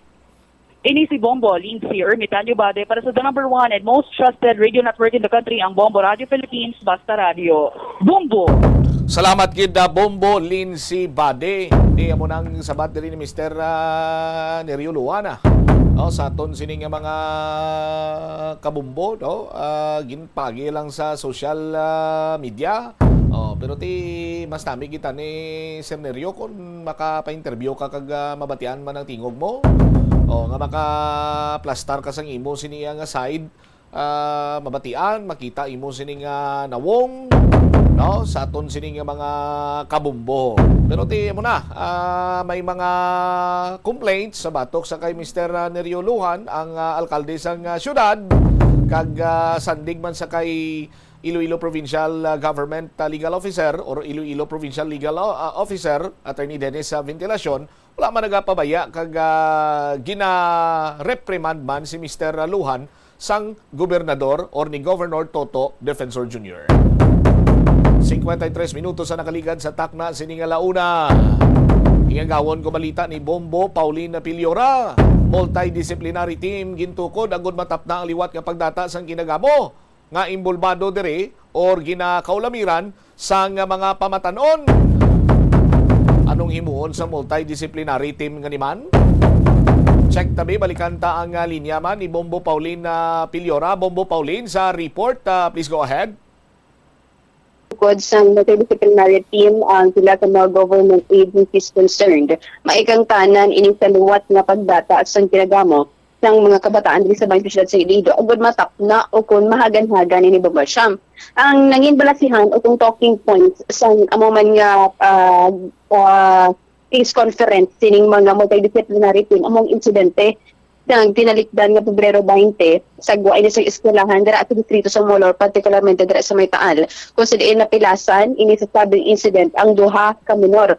Ang multidisciplinary team ang ginalakipan ini sa Iloilo City Police Office, ang WCPD, sa pagpanguna ini ni Police Colonel Tim Digada, local police dira sa bahin sa Iloilo City Police Station 4, City Social Welfare and Development Office ining buluthuan mismo, legal counsel sa DepEd, o Department of Education, and Schools Division of Iloilo, subong mga ining Regional Subcommittee for Welfare of Children.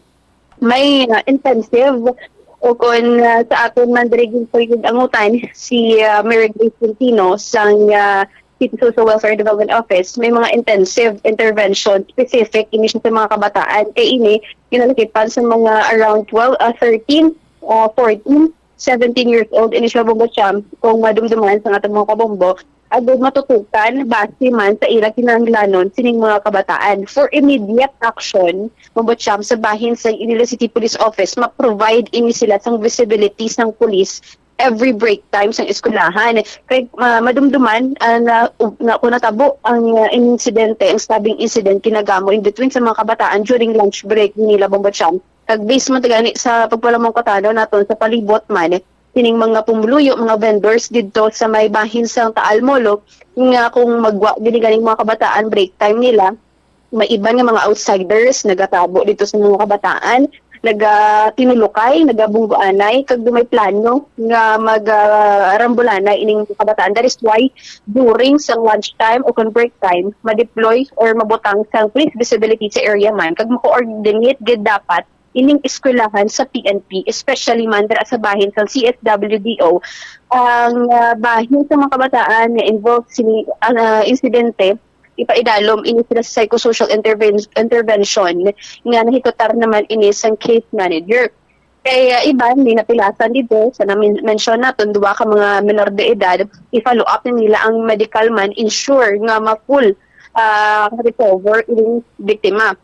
Para naman sa long-term intervention mo siya, ma-implement ini sa peace and concrete resolution, particularmente dara sa bahin sang Molo, kay amo gini ang do center sa mga kabataan yung pang tuig o pila naman ka mga tuig na record ng mga kabataan involved sa amo mga insidente kung sa diin sa mga eskwelahan ini siya, particularmente dara sa may Taal Molo, kag prior may na record na sinagamo makonduct ini sila sang advocacy program nga pangunahan man sang City Social Welfare and Development Office kag sang PNP. Agud ma-remind sila Bombocham kung ano ang mga consequences kung mahimo nila obrahon man ang isa ka bagay, ma-remind sila kung ano ka-importante abi sa nga pag-eskwela nila kag hindi na sila mabuyo sa kung ano man abi nga mga malain nga mga buluhaton. In terms naman sa pag-eskwela sining mga kabataan nga na-involved sa amuman ng insidente ining anom Bombocham, ginatun-an pa dali kung makabalik sila gilayon dala sa pag-eskwela. As of now, based dito kay Ma'am Centino, Mary Grace Centino, sa City Social Welfare Development Office, nga naka-modular lang ini sila danay. Kung may mga gina-consider pa nga terms and condition antes pabalikon, agud mo, mahitso danay ang kahimtangan nila. Ang nito dalam sila danay sa mga interventions. Nagpalabot man diri sa mensahe ang City Social Welfare and Development Office nga sa mga ginitanan nga titigon ng ilang mga kabataan kaya ang gobyerno ara lang man kuno sa magsuporta sa ila, pero ang pinaka-importante gud nga maubayan ang ilang mga kabataan kay maubra lang man sa mga advocacy programs, sa mga interventions ining mga government agencies, pero ara gid mismo nagasugod man sa ila panimalay subong man sa eskwelahan Bombocham. Pabati bila naton kabahin sang aton ng interview kay Mary Grace Centino sa City Social Welfare and Development Office. Conference, or we call that stakeholders conference with a multidisciplinary team. Also, we called it case conference sa incident na natabo related diri sa isa kadako nga school, public school diri sa Molo. Key point na siya namon, key point of discussion lang nga natabo sa Molo nga school, but applicable man sa iban nga mga schools diri within sa Iloilo City. So ways forward man ang naton dito agin istoryahan para sa possible na pwede naton himuon na hindi na bala maliwat or malesen naton mga amunang cases sa school, within school or beyond sa school premises. Ma'am, unahon ko lang ask, ma'am, kung ining mga kabataan last time nga involved is bag-o ni sila, ma'am, nga mga grupo-grupo? Wala pa man na-establish ang kunggang sila or kung pa man kutod mo sila, group of friends man lang sila, no? So it's up to the partner PNP naton if ang formal silang gangs or ano silang grupo. But we are sure na estudyante gid sila sa amon na abulutuan. Oo. Pero as to sa barangay, ma'am, nag-upod man ang barangay Taal?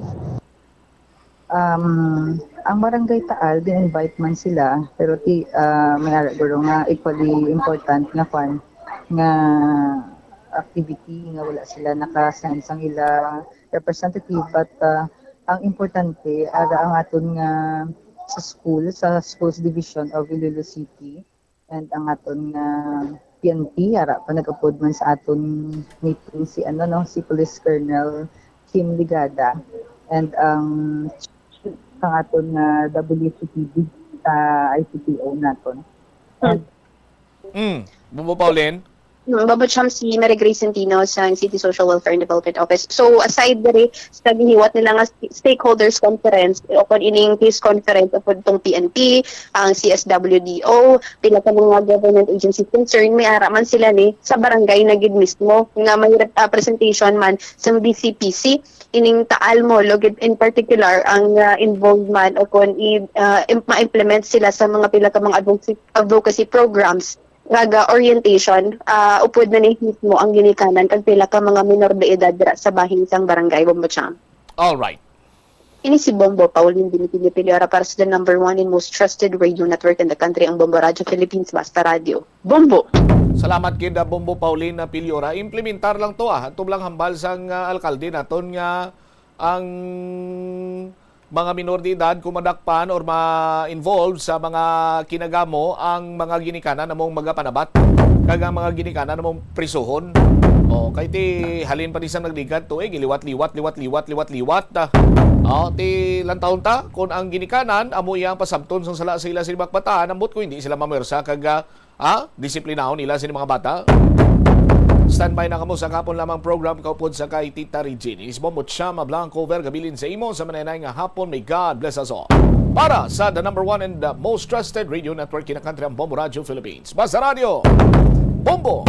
The Farmers Bazaar, your traditional public market with the touch of Plazuela Dos, ang isa ka lugar nga gintukod sa tion kag sa kasagsagan sa COVID-19 pandemic nga may tinutuyo nga maghatag sa imo sang safe marketing experience. Subong nga ang COVID-19 hindi na gid man dako nga pamahog kag nagapakadto na kita sa next normal. Rest assured nga ang Farmers Bazaar will further evolve agud nga magpadayon sa paghatag sa inyo sing satisfying marketing experience. The Farmers Bazaar sa lower level tara na pahamtang ang fish, poultry kag meat section para naman sa inyo mga kinahanglanon nga prutas, utan kag iban pa, magbisita sa upper level pinaagi sa paggamit sa hagdanan o kon sa pagkadto direkta sa parking lot. The Farmers Bazaar, your traditional public market with the touch of Plazuela Dos. Plazuela de Iloilo, Billboard of Activities for February 23 to March 1, 2025. Excitement and enthusiasm are once again overwhelming. Totong Villaruz and his band bangod silang natalana nga maghatag sa inyo sa isa ka great musical show sa Marso 1, Sabado, sa Concert at the Plaza, blasting off alas 6 ang gabi. Sa tion sa musical show, napulo ka mga matahom nga Plazuela de Iloilo Special Edition Mags kag madamo pa nga iban ang iga-paraffle sa mga suki sang Plazuela de Iloilo. Sa March 2, Domingo, ginaagda ang tanan nga mangin kabahin sa Eucharistic celebration nga pagahiwaton sa Latolda sa among adlaw alas 11 sang aga. Sa tion sang Holy Mass, ipangamuyo naton sa Ginoo that we will always remember nga siya kag sagid lang ang nag-aisahanon nga true source ang kabakod nga aton ginakinahanglan to deal with life's challenges. Plazuela de Iloilo, we remain to be one with you in a common hope for a better community and a progressive country in 2025.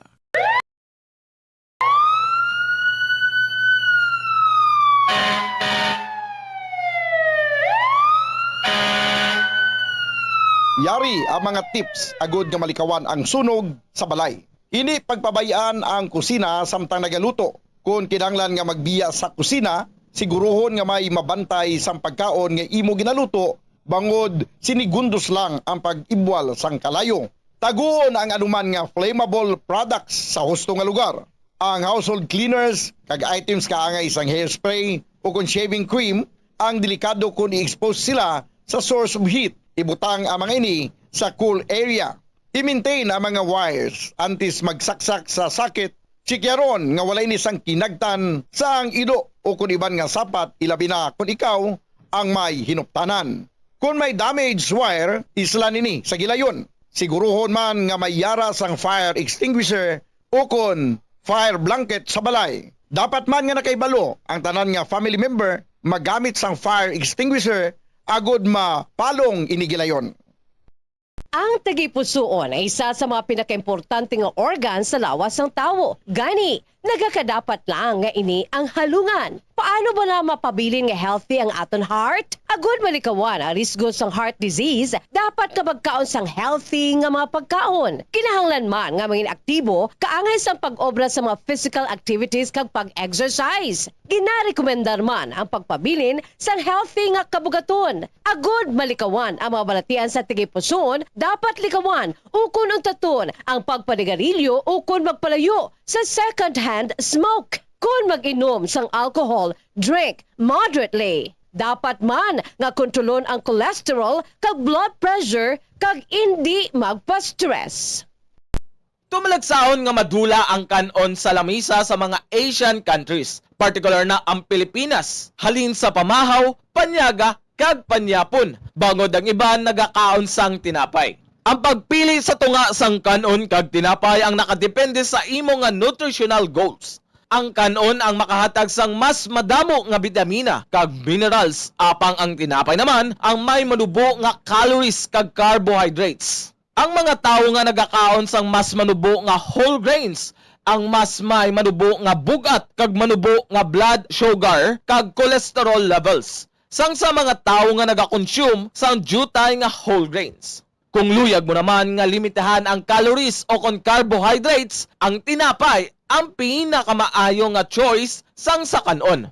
Ang tunga sa baso sang brown rice ang nagaunod sang 108 calories, 3 grams sang protein, 1 gram fat, kag 22 grams sang carbohydrates. Samtang ang isa ka slice sang whole wheat bread ang nagaunod sang 69 calories, 4 grams sang protein, 1 gram fat, kag 12 grams sang carbohydrates.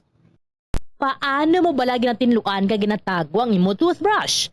Ginarekomendar sa American Dental Association nga pagkatapos magbrush sa ngipon, bunlawan ini sang maayo agud nga makakasang tanan nga residue. I-shake agud nga mataktak ang sobra nga tubig kag taguon nga nagatindog. Hindi flat o kung nagahigda kag wala nagatupad sa iban nga toothbrush. Mas ginarekomendar man sini nga taguon ang toothbrush sa open nga lugar, agud nga mahanginan kag mainitan agud nga magmalas sang natural antes nimo gamiton pagkasunod nga adlaw. Ang moist environment abi kaangay sang closed container ang sahugid nga tubuan sa mga microorganisms. Labaw sa tanan, hindi pagibuta ang toothbrush sa sulod sang toilet. Kung gamay ang imo toilet kag makusog ang flusher, ang toilet water ang delikado para sa imo toothbrush bangod sa lang ini nga malapot sang agsik sang tubig. Santo sa pagtuon, ang microorganisms halin sa toilet ang sarang nga magtumbo sang 2.7 feet to 6 feet. Gani sarang nga malabot ang imo toothbrush kag masulod sa imo ba ang higo. Ginarekomendar man sa American Dental Association nga isla ng toothbrush kada 3 ka bulan.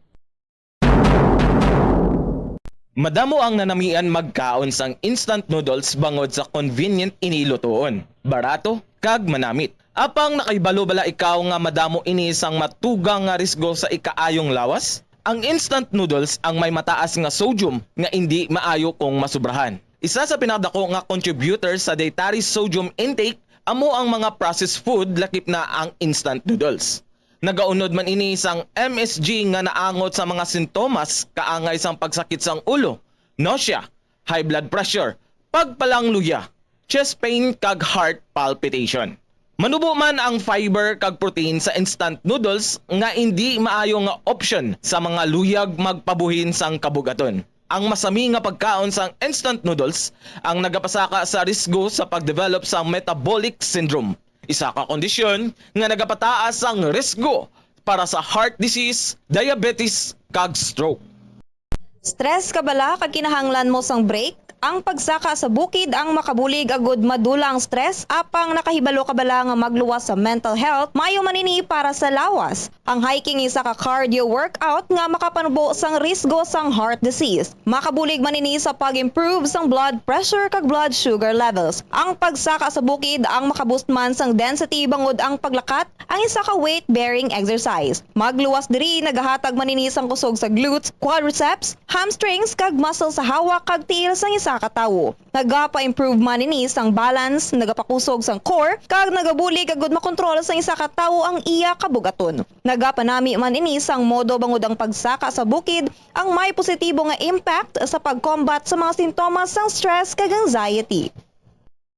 Nagalibogid bala ang imo ulo kung manog tapos na ang bulan o kung basta due date mo na, nagapahanumdumgid ang financial experts nga dapat bayaran mo sa husto nga tion ang imo nga utang bangod maalam ini nga paagi sa paggastos ang imo kwarta kag may maayo pa nga mga benepisyo. Halimbawa, malikawan ang late fees kag maprioridad ang importante nga mga galastuhan. Dumdumaman nga ang on-time payment history ang makatibong man o kung makapamaayo gid sa imo nga credit score kag mapa-improve ang interest rates. Ini nga pahanumdom ang ginadulong sa imo sang the #1 and most trusted radio network in the country, Bombo Radio Philippines. Basta Radio Bombo!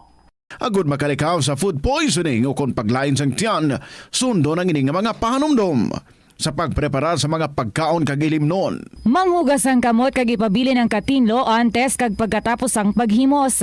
Kung nagamasakit, likawan ang pagpreparar sang pagkaon para sa iban. Siguraduhon nga naluto sang husto ang pagkaon. Kung mahimo, kauno ng pagkaon samtang mainit pa. Siguraduhon ang katinlo sang pagkaon agud ang selebrasyon mangin mas malipayon. Ang simple nga paghusay sang buhok ang may pila ka maayo nga benepisyo sa lawas.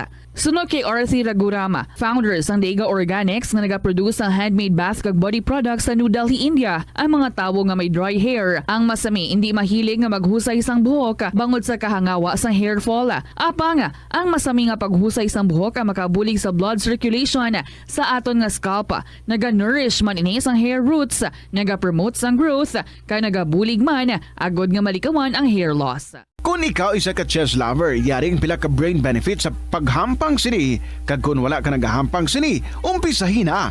Sunod sa pagtuon ng paghampang sang chess makabulig likaw sa Alzheimer's disease. Bangod ang utok nagatrabaho kaangay sang muscle, nagakinahanglan ini sang exercise agud mangin healthy kag malikawan ang injury. Magluwas diri ang paghampang sang chess ang nagapa-improve man sang concentration, memory, creativity, kag problem solving skills kag napamatud-an man nga nagapaalam. Sa eskwelahan, ang pag-practice ang good manners and right conduct ang makabulig sa paghimo sang positive, respectful environment para sa pagtuon. Nagapakita ini sang pagtahod hindi lang sa mga manunudlo kundi mangin sa imo mga classmate kag sa school community. Mag-abot sa eskwelahan on time. Ang pag-abot sang late sa klase kag sa aktibidad ang nagapakita sang kakulang sang respeto sa oras sang iban. Magpamati sa imo maestra o kun maestro samtang nagadiscuss sang lesson kag sundon sang maayo kun may yara sang instructions. Tawgon nga ma'am o kun sir ang imo teacher o kun staff. Kung may pamangkot, ibayaw ang kamot, agud mahatagan ikaw sang kahigayunan nga makasabat. Maggamit sang please, thank you kag excuse me kung nagaistorya sa imo classmate o kung sino man ang imo ginaatubang. Likawan ang pagpanunlog, pagbuli o kung pagpanginsulto. Mangin maayo kag may respeto sa isig kapareho. Mangin matinlo sa classroom kag school grounds. Ibutang sa basurahan ang basura kag indi pag-ihaboy sa bisan diin lang, ilabi na sa sulod sang classroom. Respetohon ang propiedad sang eskwelahan. Halungan ang mga libro kag supplies kag likawan ang mangguba sang pagabutang nga wala mo ginapanag-iyahan. Mangin focus sa pagtuon kag likawan ang pag-istoryahan na isang classmate samtang nagadiscuss ang imo maestra o kun maestro sang inyo nga lesson. Likawan ang cheating. Masami nga kompletohon ang assignments kag test nga wala nagapangopya sa hinimuan sang iban.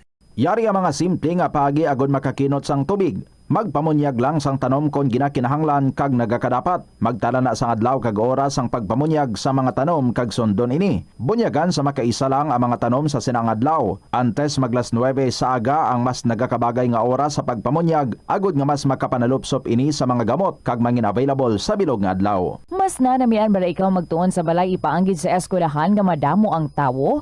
Isa ka panugyan para epektibo ang pagtuon sa balay, amo ang pagpangita sa designated area agud nga matiniran kung ikaw nagasulat, nagabasa o kung nag-review. Pwede man nga lamesa sa kusina o kung sa desk sa guwa sang inyong balay, pero hindi gid maghigda sa imo nga katre samtang nagatuon. Ini bagod nagakatemptar gid ikaw nga magpiyong-piyong, tubtub nga dalayon na ikaw nga matulugan. Siguraduha man nga malimpyo kag organisado ang lugar nga imo ginatun-an. Ini nga pahanumdom ang ginadulong sa imo sang the number 1 and most trusted radio network in the country, Bombo Radio Philippines. Basta Radio Bombo!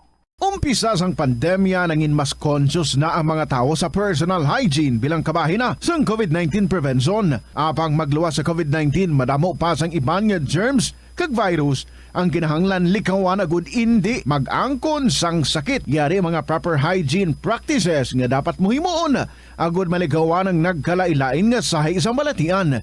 Insakto nga paghugas sang kamot, pagpaligo adlaw-adlaw, pagpabilin sang good oral hygiene, pagsunod sa cough and colds etiquette. Help is available. Pinaagi sa pag-istorya, paghatag sang suporta, kag direkta nga bulig sa nagakinahanglan, mahimo mo gid nga mapunggan ang suicide kag makasalbar sang kabuhi. Santo sa World Health Organization, ang suicide ang fourth leading cause of death sa mga kabataan nagaedad 15 to 19 anyos. Kung ikaw o kung may kilala nga nagasuprer sa depresyon, mahimo nga mag-contact sa National Center for Mental Health Crisis Hotline sa numero 0966-351-4512. Kung kaisa, bangod sa imo nga kaakig, stress kag disappointment sa kabuhi, nagadesisyon kamo nga wala ninyo ginapalibugan kag ginapadalman. Gani likawi nga maghimo sang desisyon kung ikaw ang akig. Hatagi sang oras ang imo nga kaugalingon, bangod ang imo nga first idea ang hindi mo man kung kaisa makabig nga best idea. Makabulig man nga magpangayo sang perspektibo sa ibang nga tawo, ilabi na kung siya ang nagapangatubang man sang kaangay nga sitwasyon sa ilang nga kabuhi.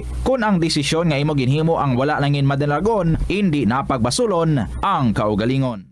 Naga-subscribe bala ikaw sa mga serbisyo nga wala mo man ginagamit. Halimbawa, ang balayran mo na bala para nga makalantaw ikaw sang movies, pero sa tuod lang, wala naman ikaw tiyempo nga maglantaw sini. Hapos lang lipatan ang bulanan nga mga subscription sa streaming services kag mobile apps kag wala ka lang naka... Ito ang Bombo Radio Philippines. Fully digitalized. Numero 1 sa balita, komentaryo, drama at serbisyo publiko. Bombo Radio Philippines. Bombo Radio Philippines. Ang inyong number 1 at most trusted radio network in the country. Basta Radio Bombo! Hello and good afternoon, kids. Sa inyo tanan, mga kabombo. This is Tita Regine. Welcome na sa Saturday edition sa nga palatuntunan, of course. This is kahapon lamang program diri sa DYFM, Bombo Radio Iloilo.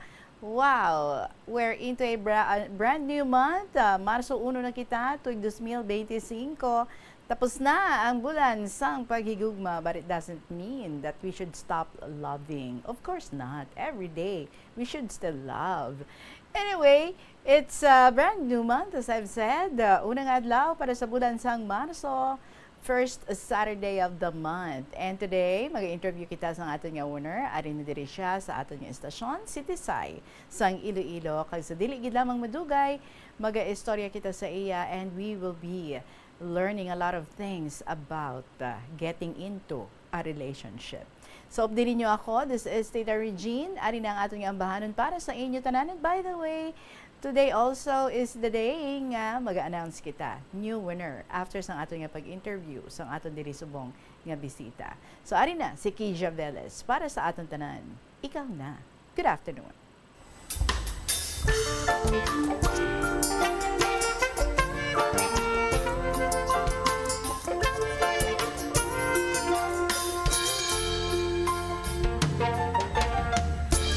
Ka na naman muling kumapatok sa aking puso.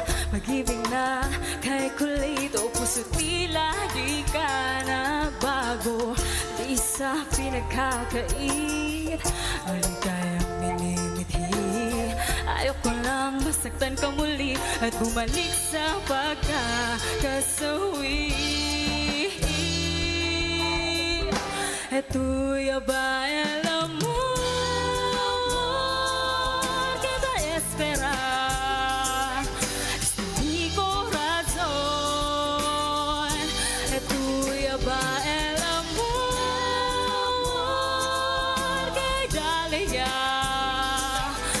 inspirasyon na vida. Kung cuidado era ko, mi corazón contigo tama. Oh, era at tuya. Huwag sanang magmadali sa papitigan ng puso. Kung bubuksan kita muli, sana'y bumalik ng iyong ngiti. Tuya ba el amor que te espera?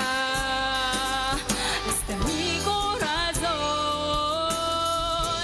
Tuya ba el amor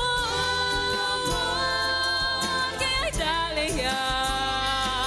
Inspirasyon na vida.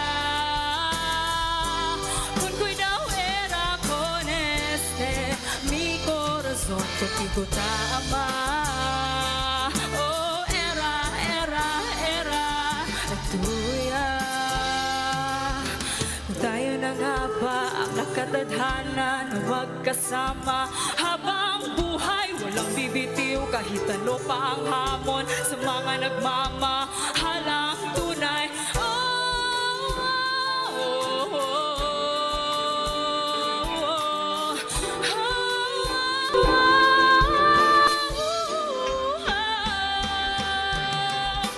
Ikaw na nga bang pag-ibig nang hinihintay ng puso ko?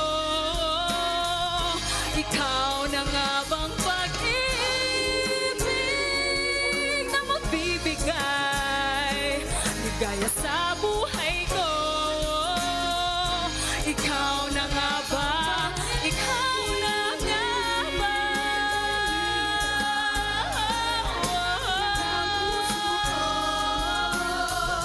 Ikaw na nga ba? Ikaw na nga ba?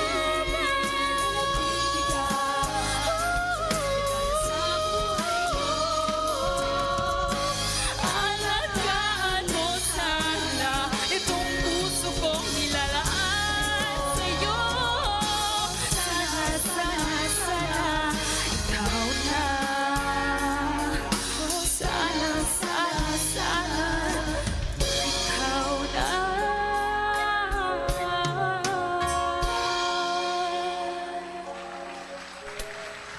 Yes, ikaw na, Kija Velez. Kagbasi ikaw na ang musunod naton diri nga mangin winner. Kung nag-share ikaw sa imong nga story, kung wala pa, pwede ged nga makasulat sa imong nga istorya.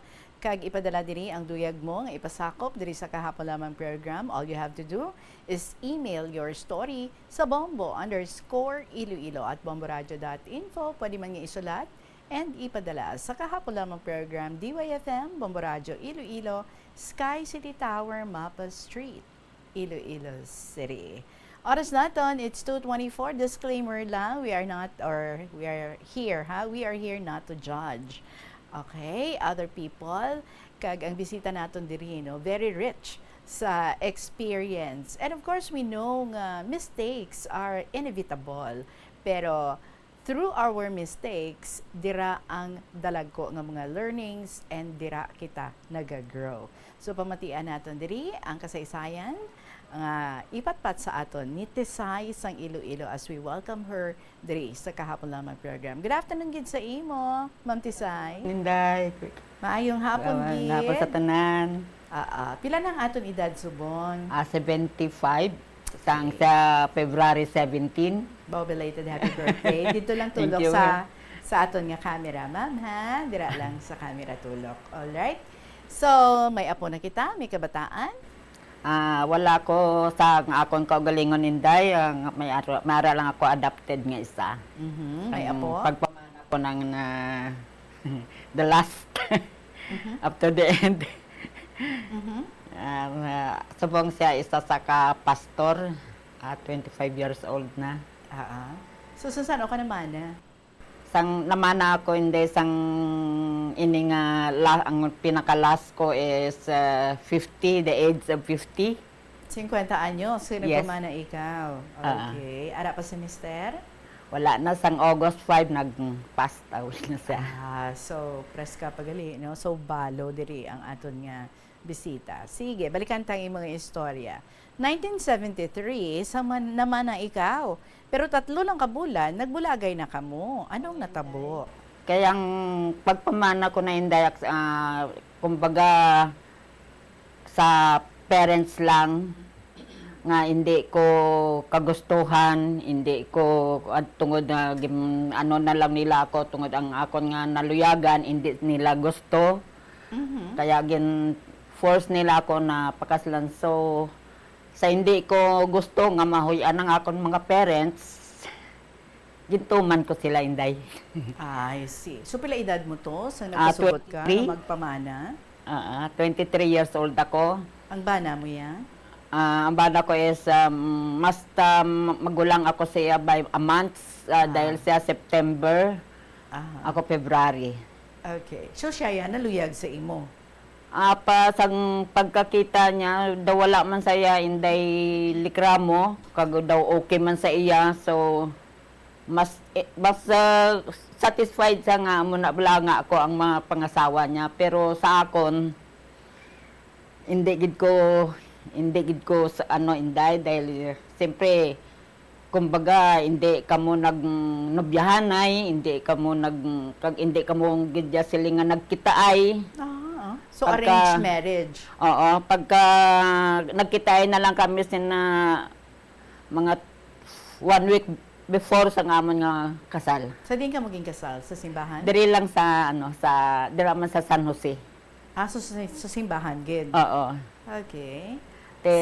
Pagka pagkatapos naman sang kasal, ginano kami sa mga parents naman. So siguro hindi nadumduman mo pa ang Park Hotel dati nga bag-o. Dira kami ginkuhan sang akon nga ugangan good for 1 week, pero hindi ang natabo is 3 days lang nalagyo ako. So Binayaan ko siya. Okay. Nagpuli ko ya sa amon. Ginapilit ako sang ginikanan ko nga mabalik, pero ginsabat ko mga dito ako nakapag desire ko sa parents ko nga daw hindi bala tama man nga na nagsabat ako sa medyo hindi tama sa isabat sa ginikanan, pero ginsabat ko siya nga ginsunod ko ang inyo kagustuhan sa karon kay natapos na naluwas na kamo sa kahuyan nga hindi kamo nahuyan sa ginikanan niya. Ako naman subong ang sundon ko. Okay. Bali, friends ni sila ang ginikanan mo kag ang magkaibigan. Okay. So sila, parents kag parents. Parents kag parents lang. So gintugpo lang kamo nga duwa. Yes, Pagduyag nila nga magpakasal gid kamo. Naging inday. sunod mo man. So ano gid ang pinakarason nga nagbulagay kamo after 3 months? Hindi ko gid inday pa kubisan siling ganon pa naton inday nga siya may kaya. Sila may mga sa ibang nga lugar. Pero hindi ko inday mabaton kaya ang rason ko what for nga akong magstay sa iya nga wala sa akon. Hindi may ko siya na Okay. kabisan anhon pa siguro inday nga ginpapauli ako sa parents ko maupod sa iya sa mga parents niya. Hindi gid ko inday gintunan ko nga mga siguro mga 1 month gintunan ko siya nga batunon. Pero hindi gid siya. Okay. So wala gid. Wala gid siya. So imugugma. Wala gid siya. Ikaw ang nagbiya sa iya? Ako ang nagbiya inday. Alright. Naglakat ako, palibad ko mapuli ko sa parents ko sa diri sa Iloilo, pero hindi. Naglakat ako sa mga katiyaan ko sa ibang sa mga party dito ako. Gipangita yaman ka? Wala sa kabalo. Sa mga 1 week na nga wala ako kabalik sa iya, sa ginikanan niya dito, sa ginikanan namon, sa ano ko. Nagpuli sa Iloilo, dire. Nagkanto saman sa ginikanan ko, gipangita ako. So, wala man kabalo ang ginikanan ko, kundiin ako. Okay. After 1 month nga nagpangita niya ko, wala na da sa balay, nabalitaan ko wala na siya, nagbalik na sa ila, nagpuli ako. Nagpuli ako da sa mga parents ko. Pagpuli ko, siguro after 3 months or 4 months, nag-abot ang akon nga ugangan, upod ang mga bayaw ko man. Anong ilatuyo? Na kwaon nila ako. Dalon sa lugar nga ila nga pagkakagtuan. Okay. Nagupod ka? Ang mga parents ko, ang father ko kag ang duha ko ka brother, sugot. Kasi ang rason nila may ano na ako, may pangabuhi, pero ang mother ko nga na ginakuan ko nga siyang real mother ko, hindi magsugot. Ang sabat niya sa ugangan ko, bago nyo madala ang akon bata, madula anay ako. So hindi siya magpasugot nga mag-upod ka to sa Nga mag-upod ako. Kaya dalon ikaw sa abroad. Okay. Dalon niya ako sa pagwa. So sang gabi nga ina, may gintuad sa imo. Sang gabi nga na nagbalik na ang ugangan ko sa ila. Sang gabi, nagginsulod, nanuktok ang akon nga mother sa kwarto ko. Kagin pingan niya ko nga may mag-istorya kami. Ang sa isip ko sa tuinday, nang masugot na sa bala nga maupod ako sa ugangan ko or tugutan niya na ako nga magwa. Pero hindi inday, may gintuad sa sakon nga hindi ko gusto nga ikaw madula sa akon. Okay lang siling niya, kung mga diri lang siling niya sa Pilipinas, okay lang kabiskan ng oras, pwede kita magkita ay. Siling ko ano ina ma, ang ano gid bala ang imo nga tuyo nga hindi mo ako pasugtan. Te siling nga sa akon, siling nga total siling nga may edad ka na 23 years old ka na, siguro maintindihan mo na ako. Siling ko ano ina ma, siling nga na bisan siling nga hindi ko ikaw tunay nga bata. Nakibot, nasyak ako, inday. Kasi wala sa ano ko mo. Ang pagpalangga, ang tanan ko nga gusto, ano niya sa akon. So, gintuad niya sa imo, nga hindi gali Isang siya ang imo gintuad niya real na sa mother. akon, nga sila niya nga amon pamangkot ko siya. Siling ko, ma, sino ang akon nga iloy? Siling niya, kuhaan ko nagidlang sa imo, siling niya, sa amon siling niya nga lugar, lakat ikaw, karon sa kaagahon, kabase, siling niya, balikan ka sang imo, siling niya nga bana, upod ng bana mo, kag mga ginikanan, nga kanong ka. Kagtokas niya sa sina nga lugar, kag pangitaon mo ina, ang babae nga ina, amo na siya ang kuan mo. Ginatawag mo siya nga stepmother, bali, ano siya, asawa siya sang imo nga father. Ikaduha siya nga asawa. Hindi, siya ang tunay nga siya ang tunay siya nga ang asawa. tunay nga asawa sang amay ko. So bali ang tuod mo gid nga mother, bali amo ni ang ginhambal niya sa imo nga dito sa lain nga lugar, tapos ang imo nga father amo gid na ang ginakilala. Amo ginayang akon nga father. I see. Oo. Okay, sige. Oras naton mga kabombo, it's 2:34 in the afternoon. Balikan nato ng very interesting story diri sa aton nga winner, si Tisay sang Iloilo. Sige, po nagpamati ka mo sa kahapon lamang program. Kaupo din yo si Tita Regine. Yari ang mga household level fire safety measures nga dapat tandaan agud makalikaw sa sunog sa balay.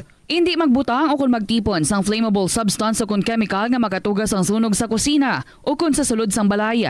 Ipalayo man sa mga kabataan ang pospro kag lighters. Patya ang kalayo kag baga matapos ang pagluto sa kusina. Siguraduhon nga wala nagasungaw kag pirmi limpyuhan ang mga kerosene kag gas stoves. Tandaan, ang paglikaw sa sunog sa sulod sa balay, responsibilidad sang bilog nga pamilya. Nakahibalo ka bala nga ang color ang makaapekto sang imo nga modo santo sa pagtuon sang American Home Shield. Mayara sang correlation ang color kag mood. Kaangay sang pula nga nagapataas ang blood pressure kag heart rate. Apang mas maayo ang duag na pula kunyara ini sa kusina bangod mas nagapagana ini sa pagkaon. Ang shades nga blue kag green ang ginaabiso sa mga psychologist nga nagakadapat yara sa sulod sang imo kwarto bangod ini ang nagapakalma sa paminsaron sang tawo. Sa pagbugtaw mo sa aga, cold baladayon nga tubig ang imo ginainom? Ay, dali lang, wait a minute, para sa ininit. Suno kay Dr. Deborah Weatherspoon, isa ka advanced practice nurse, mas maayo nga mag-inom sang alabaab nga tubig sa aga. Paathag ni Weatherspoon, iniya nagabulig sa lawas nga magpagwa sang toxins kag naga-improve sang imo blood circulation. Sa mga babayi, ang pag-inom sang alabaab nga tubig ay nagabulig man kung ikaw nagasuprer sang period cramps. Ang tambo o kung bamboo shoots manggaranon sa dietary fiber, low in calories kag power-packed sa essential nutrients. Suno sa pagtuon sang Balik kita diri sa kahapon lamang program. Balikan taman diri ang aton nga winner, si Tesay sang Iloilo, ginpakasal sang iya nga mga ginikanan sa lalaki nga hindi man nobyo, so wala sila nagaluyagay nga duwa. That's why ang marriage only lasted for 3 months. And then gikatuan siya sang ugangan sa lalaki kay ginahagad siya nga mag-upod sa ila. Dalon siya sa abroad pero hindi mo pasugot ang iyang ginakilala nga mother. She thought all the while amo gining iya nga real mother, but that night kinistorya sa iya nga lain gali iya ang iya nga biological mother. So ang iniya amo lang ning ginakilala ya kay ti amo na ni bali ang asawa sang iya nga father. So ang iya gali iya nga mother bali nagkarelasyon lang sila sang iya nga father. So is it true ginpalakat ka sang imo nga stepmother dito sa lugar sang imo nga Iloy? Yes, Inday.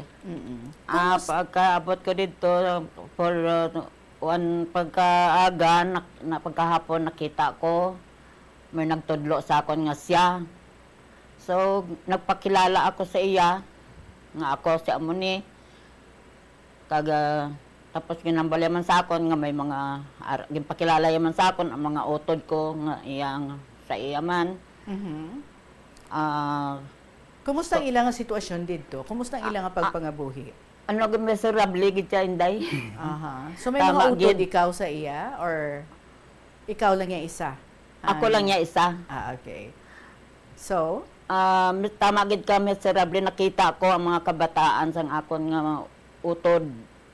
Do haloson nga hindi makabiste, hindi maka-eskwela. So on that time siguro hindi man sila nga daw damo man bala man sa akon, may isa ka pulis nga kumbaga mga luyag.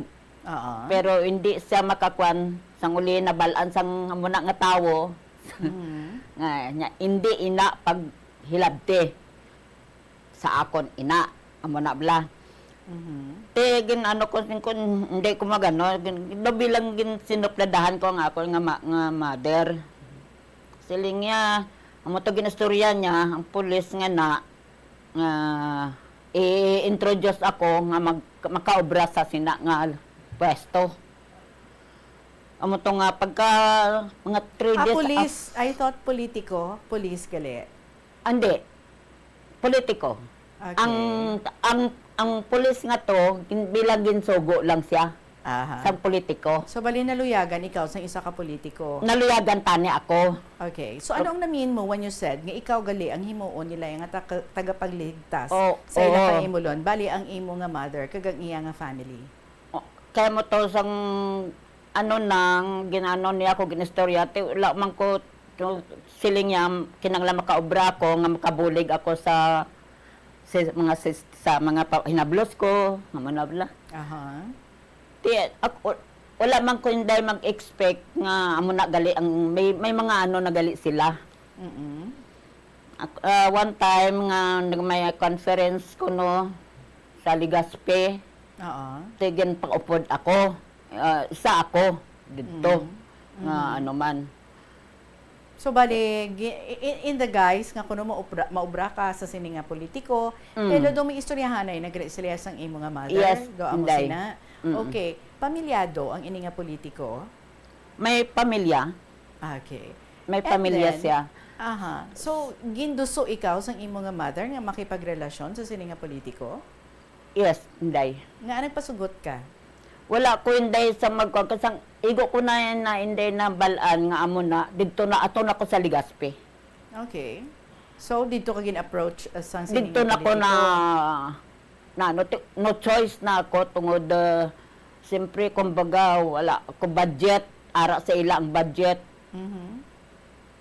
No So, choice na inday. Doon napilitan ka nga Napilitan ako. makipagrelasyon. Mas may edad ini sa imo or pare-parehas lang kami edad? Yes, May age ko is pamilya. 23 ako. Siya is more or less 60. Ah, okay. So, kadako sang agwat sang edad, no? Yes.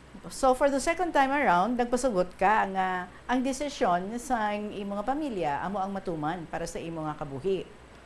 Okay. Nangin maayo na ang pangabuhi sang imo Iloy kisang iya nga mga anak. Kamu naman, sa ini nga politiko, nakadangat na sa 4 ka tuig ang inyong relasyon sa nabalaan sang iya asawa.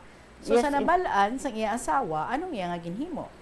Ang kwan sa tuinday may isa ka seminar naman kay ako ang ginaupod sang politiko nga na.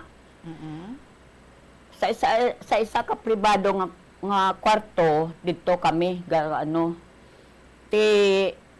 pero ang ilan na may balay na sila inday sa sina nga lugar man.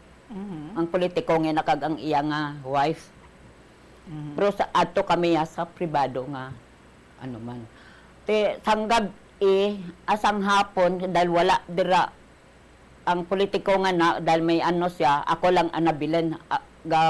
Gapanyaga ako hinday mo, gabalance ako. Gimbayaan niya na ako kay time na nga na sila mag-report na siya. Pero ginkuhaan niya ka hotel? Ginkuhaan niya ka apartment? Yes. Okay. May nanuktok sa kwarto sa kwartong ina nga ginapuanuhan ko, gakaon ako. Abi ko man lang niya, ang politiko nagbalik or may nalipatan. Pero hindi, isa ka babae. Ginpamangkot na ko nga ikaw si amo ni. Yes. Pero ang akon sa tuinday nga mga kwana, daw sumulod na sa isipan ko, nga amo na, kwana sang politiko nga na. Nakadali lang gid. Nakalabot ka mo 4 ka tuig before nga nabalaan sang asawa, no? Nga Yes. ara ikaw sa kabuhi isang iyang husband. Bali, nahulog ang imo nga buot sa politiko nga ini? Nga naka-last ka mo 4 years. Yes, inday. So naghulog buot mo. Ginhatag ko ang tanan ko nga ginapangayo para sa akon nga mga hinablos ko sa mga ano ko, ginhatag niya.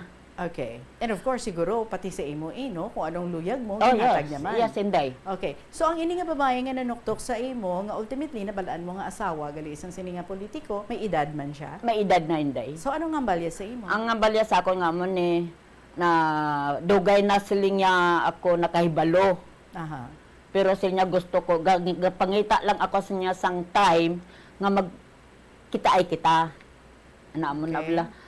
Siling ko, wala man kunday kasi siyempre nabalaan ko kung ano sa diin ako nakaposesyon. Okay. Sina nga time. Okay ako. Siling ko sa iya, okay. Siling ko hindi ko to kagustuhan. Daw gin ano ko sa iya, ang nagkalatabo, ang ginumpisahan. Aha. And then nagkasundo ka mo nga 3. Anong inyo na pagkasunduan? Ang ano sang iya nga wife nga nag-ano ko na ina ang politiko nga ina, kabala mo wanday ang politiko nga ina, babahidor ged as in. Okay. Ginpangayo niya kuno ina sa iya nga ano na nga kuaalak ang tanan ko nga bisyo, hindi lang na. Okay. So, ginpagibato ikaw sa politiko? Oo, ginano niya ako. So, ano reaction sang wife? Okay lang. Kaya siya, basta sila niya, hindi mo lang paghigkoan ang amon pangalan. Sino na naghambal? Ang babae. Pero Mula sa na ang palibot hambal. ninyo, kabaluman, most probably, may mga tao man yung nakabalo. Gani. Bisan ako, hindi man ko magapati, nga matabo adto, nga time. Pero namin ko, are you discreet or may mga tao sa palibot nga nakabalo nga may relasyon ka mo sa ina nga politiko? Yes. Okay. So ano ang ginhambal sang wife sa imo nga doging kakibot mo nga imbis nga mangakig siya, doging befriend niya pa ka? O ginano niya pa ako na then kung ano ang mga may ara sila ginasuportahan niya pa ko inday. So ginamiga niya ikaw? Wala ka ginaaway? Uay. Okay. So nag-intindihan na ka mga tatlo. Ha? Nag-intindihan na ka mga tatlo. Nag-ano Ikaw, nga ang kami politiko, kamo nang kag ang wife. ginahambal yan day sa ano nga. Ginprank kanya sa amon mismo, kami nga mismo nga tatlo. Nga kuhaon lang ang tanan niya nga bisyo, bulang, babaye, hindi lang. So ikaw ya steady. Oo. Okay. Pero Napasugot ang wife? nagkaintindihan kami. Aha. Pero sa isip ko sa tuwinday, hindi ako daw na guilty ako. Okay. Tungod Yeah. siyempre isa man ako ka babae, Aha. kumbaga isa man ka asawa. Nabatyagan ko ang nabatyag yan. Nabatyagan. Napangita lang ko sang ano. One time nga mga ano na nabalaan sang ako ni nga stepmother, gimpasugat ako. Sa nabalaan sa stepmother mo Nga amo na ang kabuhi ko amo na dito. to ang kabuhi mo, nagbulig siya sa imo, ginpasugat niya ikaw. Oh, Pero gipapulig. naglabot na ni sa 7 years ang inyong relationship. Nakaabot kami hindi mga 7 or 8 years. Oo. Nga okay ang relasyon mo sa wife, kag nagapadayon ang relasyon mo sa iyang husband. Okay. So sa nag-abot na to, ang nagsugat sa imo, bali amo to ang ginimo mo nga rason para nga makahalin ikaw sa relasyon nga ina. Wala ako inday ka nag-ano sa iya kay golping ato sa iba sa ila man niya mo may mga ano man sa mo. Amo tong mga time nga ginsaling kwan sa akon nga ano man nga siya puli ka sa Iloilo kay ginapapuli ka ni mama mo. Okay. Nagpuli ako inday pag wala pero ang mga tao sa palibot sa balay ko nga ginpatindugan ako sang balay. Gimbayaan ko to inday. Okay. Nagpuli ako. Pagpuli ko, na may nagkuluan sa iya nga mga tao nga mo to, ang hambal sa mga tao dito sa palibot nga nag-upod ako sa lalaki. So abi niya may lain nga lalaki. May lain ako nga lalaki. Pero sino to gali ang lalaki nga nagsugat sa imo? Pagkaisa ko. Okay. So sa diin ikaw nagkadto. Diri nagpuli ko din dahil sa Iloilo. Nagpakikita ako sa stepmother ko. So ari ka na sa Iloilo, ginpalikaw ikaw sa imong stepmother. Oh, mga 2 days sila niya, lakat ikaw sa Cebu. Kabase siya, sugaton ikaw. Ginasugat ako ni Inday kung di na ako nga lugar. So ginpangita ikaw sa politiko? Napangita niya ako. Nakita ya ka? Sang nabalaan niya nga dito ko sa Cebu, may nagtudlo sa iya nga ato ko sa Cebu. Nakaibalo ang parents, ang stepmother ko na nga makagto man sila sa Cebu. Sila nga duwa nga mag-asawa. Wow, duwag din sila masugat Duha sa imo. sila Inday. Nagbigahay naging ka mo sang asawa? Oo, duha sila Inday nagsugat. Okay. So nakakita ay ka mo liwat nga tatlo? Pagkabalo ko nga makagto sila sa Cebu, umano naman ako pa Manila. Okay. So naglikaw ka na gid ka? Naglikaw na gid ko ya Inday. Decided ka na gid nga hindi ka na gid sa iya? Hindi na gid ko Inday kay daw na ano na gid ko. Naluoy ko sa asawa. Sa asawa. Okay. Nagkaanak ka mo ni isang politiko? Wala. Okay. Hindi ako nagkaanak sa iya. So naglikaw ikaw, dito ka na sa Manila, but then, nakasulod kaliwat sa isa ka relasyon. Nakasulod naman ako Inday sa isa namang karelasyon nga ang nagpakilala sa sakon nga siya ay balo. Okay. Tapos? Kumbaga Inday, na bala ang kabuhi ko. Kung ko, wala namang halaga. So sumulod ako dito ko, ang kwan ko, nga base dira na ako maging diretso. So nagbakasakali ka nga base with Nagpakasakali this ako, person, Inday. no? Seryosohon niya ikaw kag makapangabuhi nagid ka mo sa matawan. Pangabuhi Sa Inday imo ang balo akong siya. ginakwan. Ano galing ka matuoran? Pagka pila na katuig naman kami, nag-abot Inday ang asawa. So dito mo pala nabalaan after many years nga may asawa gali siya. Yes. Di nang asawa how? Abroad or Batangas. So ulihiyan na lang nabalaan ang party sa inyo. Oo. Nagatubagay naman ka mga tatlo. Nagatubangay naman kami nga tatlo kay daw kumbaga ano na siya kay daw hindi na satisfy lang nga may man uluton sa, may man hindi. Amo na balaga dali sa kay amo na gali may person nahulog gid ang imo nga buot. Naluyag Ika, ka sa iya. ang buot ko sadto day ginahagad niya ako sadto nga mapakasal ko hindi gani pwede kay kasado ako. Ikaw ang kasado. Okay. O kasado ako. Although while gali kasado man siya. Oo, siya kasado man sa gali. Ito yung pakilala sa akong balo eh. Mga pila edad niya to ya? Mga 50 plus. So mga older men, no? Yeah. Ang imo nga nakarelasyon. Oo. Sige, so nagkita ay ka mo, natutulan ka mo sa iyang Nag-istoryahan naman kami nga. Anong ginistoryahan nyo? 3 siling niya. Tingala ko gali siling niya nga muni mo to. Wala ka nagapuli to ang ano naton to wala mo na ginaintindi gali niya may ano ka di gali. Nakibot ako inday. Siling ko ano ini? Ano to? Sin uni? Amo to bilang Ito mo palang yan na balaan, yung may asawa gali siya. Oo. Tila pakilala sa nga siya si amo ni asawa siya sini. So is it true nga gipapili ining lalaki kung Gin- sino ang iya nga updan, ikaw Mapaumod or ang naman lang asawa? ang asawa naman. Mas nagamo to gipapili niya. Aha. Siling niya para wala na ko siling niya intindihon ngayon di na ko wala na ko siyang saligan nga may ibana pa siya. Pili ika sa amon nga duha. Kaya gipapili ang bana. Oo. Sino ginpili? Yeah. Ginpapili siya sang asawa niya o sa amon nga duha. Ang imo Dito naman ako hindi na siya sang ginpili ako. Okay. So itong ikaw ang ginpili, anong natabo? Sang ako nang ginpili daw hindi ko matagal ko daw maribilde ang ano ko, kaugalingon ko. So, pagtalikod niya, nagtalikod ng babae, okay, siling niya, kaya ko na, siya man lang gali ang gipili mo, tawhay ng isipan ko. Malakat, mapuli na ako. Pero hindi ginlagas ko pa ang asawa. Siling ko, pasensya ka na, wala ko kapalo, hindi ko mabasol. Wala ko kahibalo, ang pakilala sa akong balo. So, hindi ka magkabalaka. Kamangita ko sang paagi nga makapalagyo ako. Okay. So nakapalagyo ikaw? Nakapalagyo gin man ako inday. Okay. Nakabusong ka sa sining second relationship? Wala. So sa mga relasyon mo, wala ikaw nakabusong. Okay. So ultimately, nagbulagay gid ka mo yan sa sining lalaki. Gid ko ya sa insakto. Nagbalik siya sa asawa niya sa pagkabalo mo? Wala na inday. Tapos na balitaan ko, after 1 year, napatay siya. So sa mga ginambal mo ini nga maling relasyon nga ginsudlan mo, ano ang imo nga mga realizations? Ano ang imo na-realize? Kag ano ang lesson nga ginbilin sa imo? Wala na inday kay hindi man siling sa mga katulad ko nga nagkalatabo sa kabuhi ko. Tani sa mga nagahilimo man sang amo sina, ila man batyagon ang balatyagon sang isa ka asawa. Okay.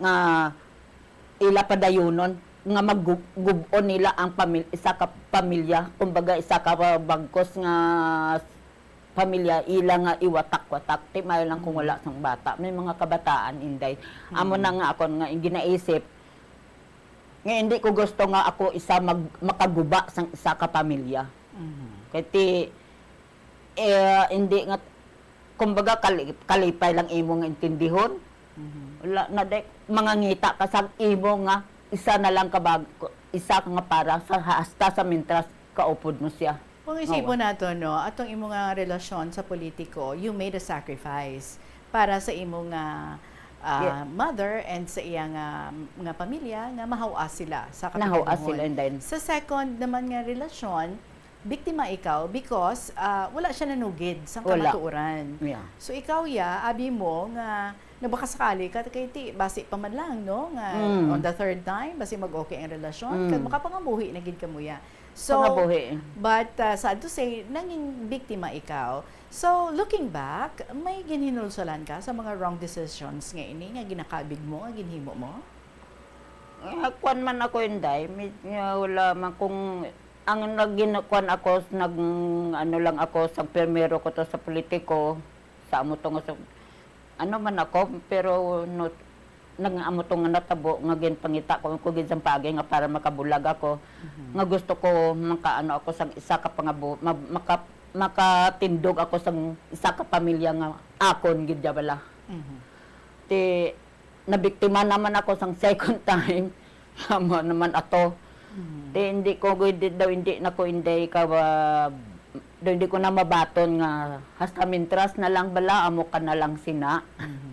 And of course, no, siguro na-realize mo man nga it is your life and ikaw dapat ang mag-decide para sa imo nga kaugalingon. Di ba? Kaya sa first to yang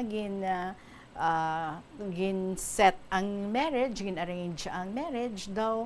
As in, daw wala kagid nagpanindugan, no? Nga hindi kaya kuntani. Pero nagsunod-sunuran na lang ikaw.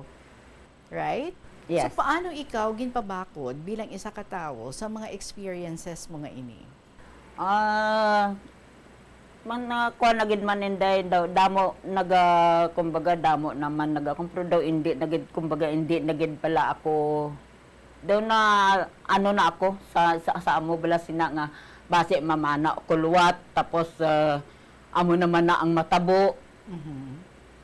Daw wala nang kubase kung ano pa mahimo ko sa ka. Oo, daw na ano na ako kaya ini naman sang 2000 sa napakuan ko ni ina naman inday kay wala naman ang mga parents ko. Ang parents niya naman kag ang mga brother niya kag mga ano amo naman hugpong. So, this is about another man. Yes. Yung imo naman nga nakilala. But this time, 50 na ang imo nga edad. Yes. Okay. Ang ini nga tawo, soltero? Laon. Laon, okay. So, gin-arrange naman ka mo liwat? Gin-arrange naman kami sang... So, hindi man nga siling siya nangaluyag sa imo? Hindi. Parents din, inday. Nag-50 years old ka na? Nag-ano ako nga siling ko, hindi na ako mamanas. Isa pa siling ko, what for pa mga mamana ako sa bata ninyo. May edad naman siya, may edad na ako. Para ano pa. Hindi naman ako sing makabata. Okay. Kasi, ang ano sang iyang parents, may apo siya nga busong.